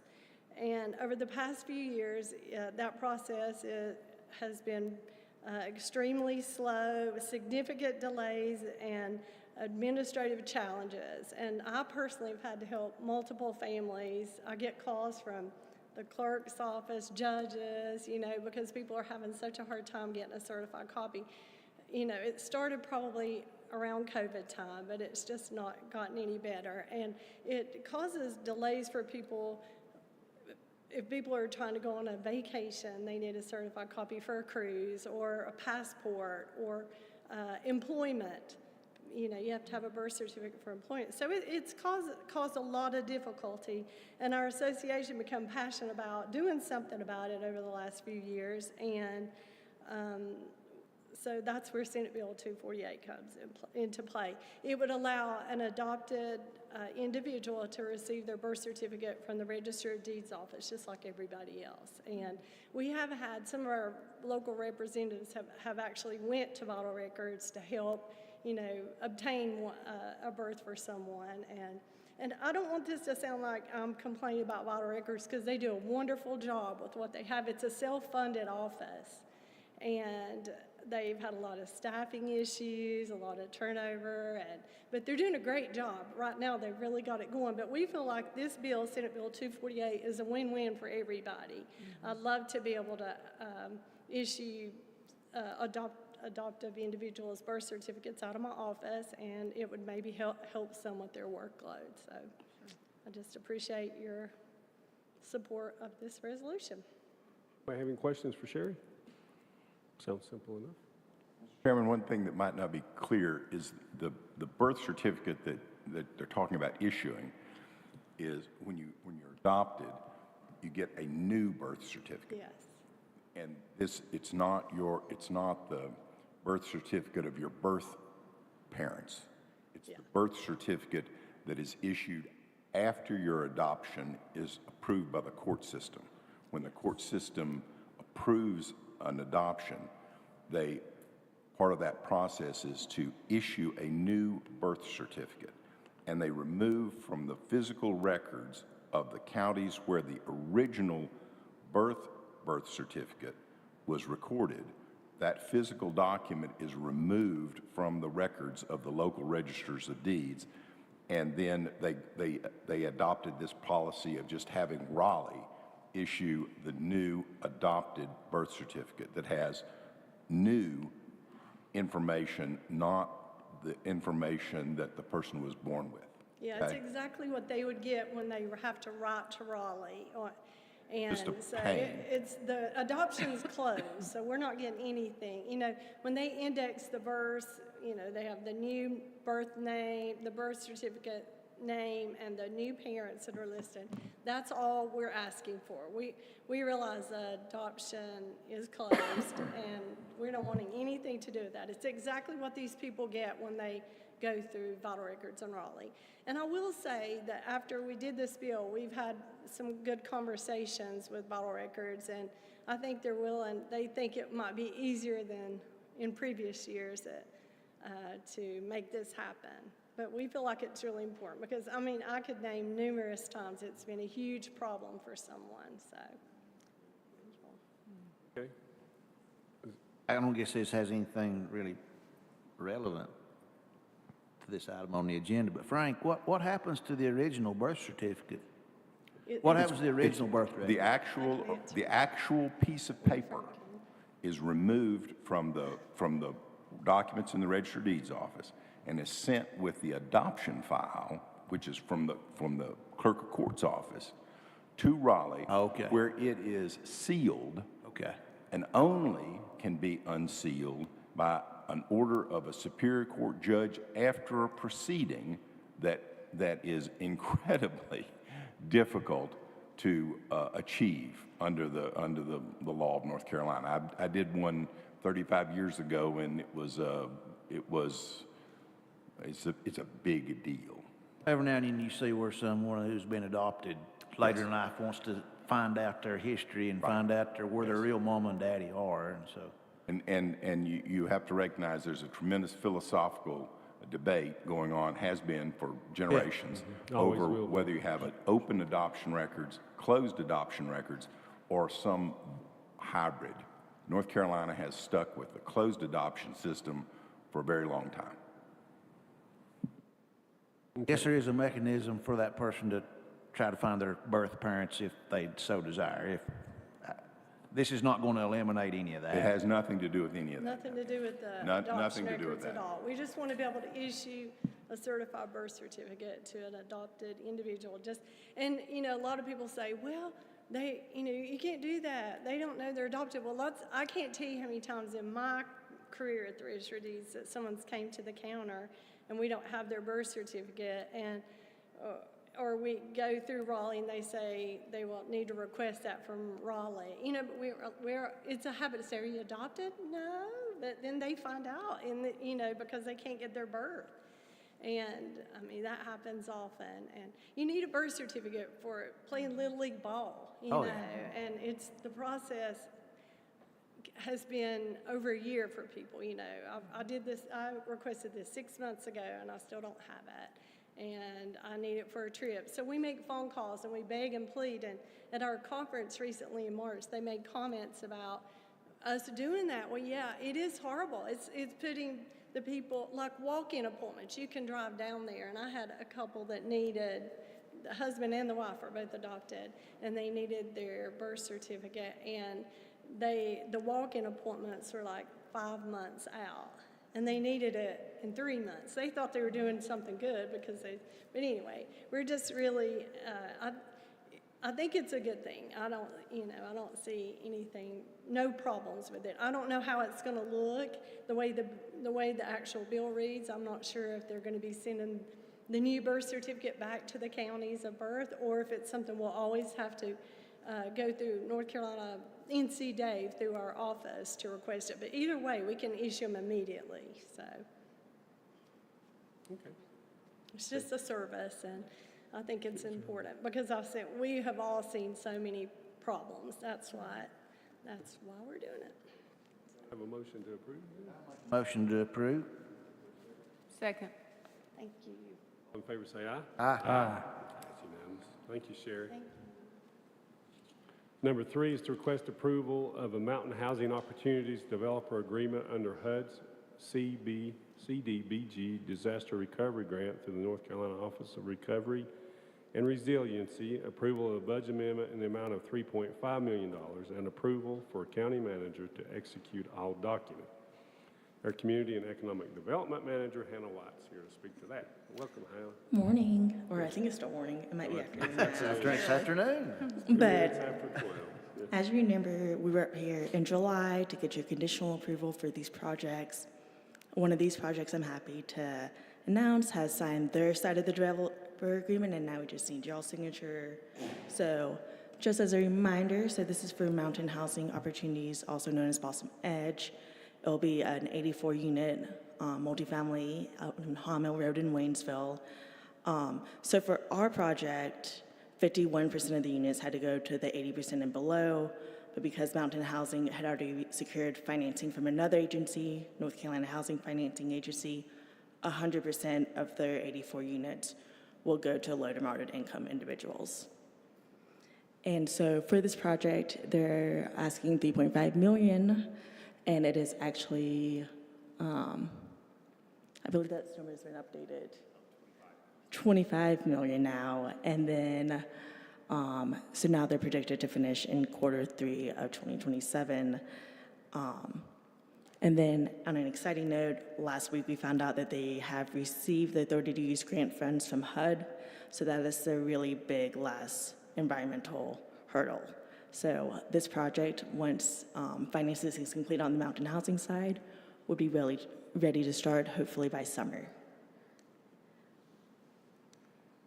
And then these are just, this goes over the other one. So it's actually, I think, up to $7. So for every dollar of the CDBG DR fund, they have secured $7 in other financing. And then these are some of the other funds they have received.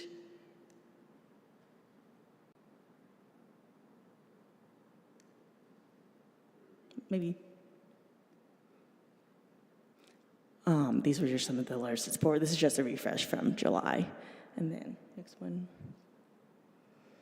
And I actually have to update this because over the weekend, we have gotten updated income limits from HUD. So let me pull up my, so for a family of 4, 80% is now up to $70,000. So this is starting to hopefully get into some of those working class people too, not just low to moderate income that we traditionally think of. And Justin Tuttle's here. He's going to be our project manager for this project for Mountain Housing. Do y'all have any questions for us? And just to be clear, this is the project that's going to go there behind Chick-fil-A in Ingalls, is that right? Yeah, okay. by there. And is it, I know it's low to moderate income, but I also thought there was something there for seniors. Was I mistaken? That was a different project it was a great application, but their timeline for that project was getting too close to when we have to completely use these funds. Okay. So hopefully they get it another way because, again, obviously seniors also are part of that group that needs additional help right now. I guess on your construction, when will it start? Did you say that? When construction will start or when it would be finished? Or? Yeah, so right now we have about, I think it's roughly a 14-month construction schedule. We're hoping to close late this summer. I'm targeting right now in July or so. Okay, so you'll start breaking ground. Yeah. Okay, well, and I know there's a lot of apartments going on around, and we need housing. I mean, and people are fussing about it, but we need housing, and this does truly, go for the lower to moderate income housing. So we, hopefully this will help some of that. Definitely, at least it'll make a little dent into it, probably, So I'm glad to see the project coming about, if you will. And this is actually off Howell Mill Road, right behind Ingalls, yeah.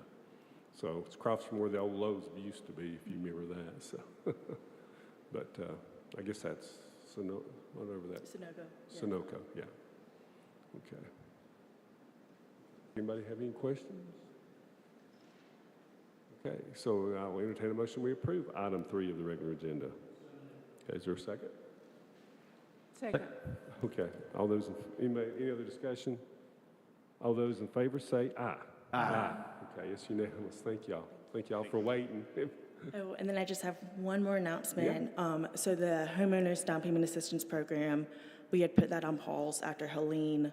We are going to reopen that tomorrow. We still need to tweak the program a little bit to target more that 80% and below income limit, but we just wanted to go ahead and get the program back out there, so that will go back online tomorrow now that we have the new income limits as well.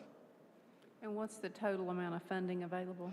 It was about $1 million, 1.25, but 25,000 of that was set aside for homeowners assistance education programs. We've had about 4 or 5 applicants close, so it's probably closer to 800 now, but yes. Okay. So you have had some applicants We close have, on it. yes, That's great. and there's still 6 to 7 applicants in the pool right now, and one should close hopefully next week, I believe. Oh, great. Yeah. That's wonderful. So, okay, yeah, we voted on that. Okay, never mind. I just wanted to announce it. Yeah, thank you. Thank you. Appreciate y'all waiting us out there, 3 hours. Shoo. Okay, and finally, we have appointments, and we have 2. The first one is to request approval of appointment of Kelly Sutton to the Smoky Mountain Event Center, fulfilling an unexpired term through January 1st, 2027, and that was by the board had asked for us to appoint that. Can I have a motion that we approve item 1 of appointments? So moved. Is there a second? Second. Okay, all those in favor say aye. Aye. Anyone opposed? Okay, number 2 is to request approval of appointment of Ann Mills to serve a second 3-year term on the Library Board of Trustees. Do you want to say anything to that? Yes, so Okay. we have, like I said earlier, we have a great group of people on that board, and they're always so eager to, to continue to support the library. And so Anne came highly recommended. We didn't have to twist her arm but just a little bit. And so we're excited to have her back. Yeah. All right, very good. You want to make that motion? Yeah, I make the motion that Okay. we approve reappointment of Ann Mills to serve a second 3-year term on the Library Board of Trustees. Okay, very good. Is there a Second. Okay. All in favor say aye. Aye. Okay, that's unanimous. All right, does anybody have anything else for the board today? If not, I'll entertain a motion we adjourn, and it's 12:09. So. Make a motion, we adjourn at 12:09. Okay, is there a second? Second. Okay, all in favor say aye. Aye. Okay, everybody be safe.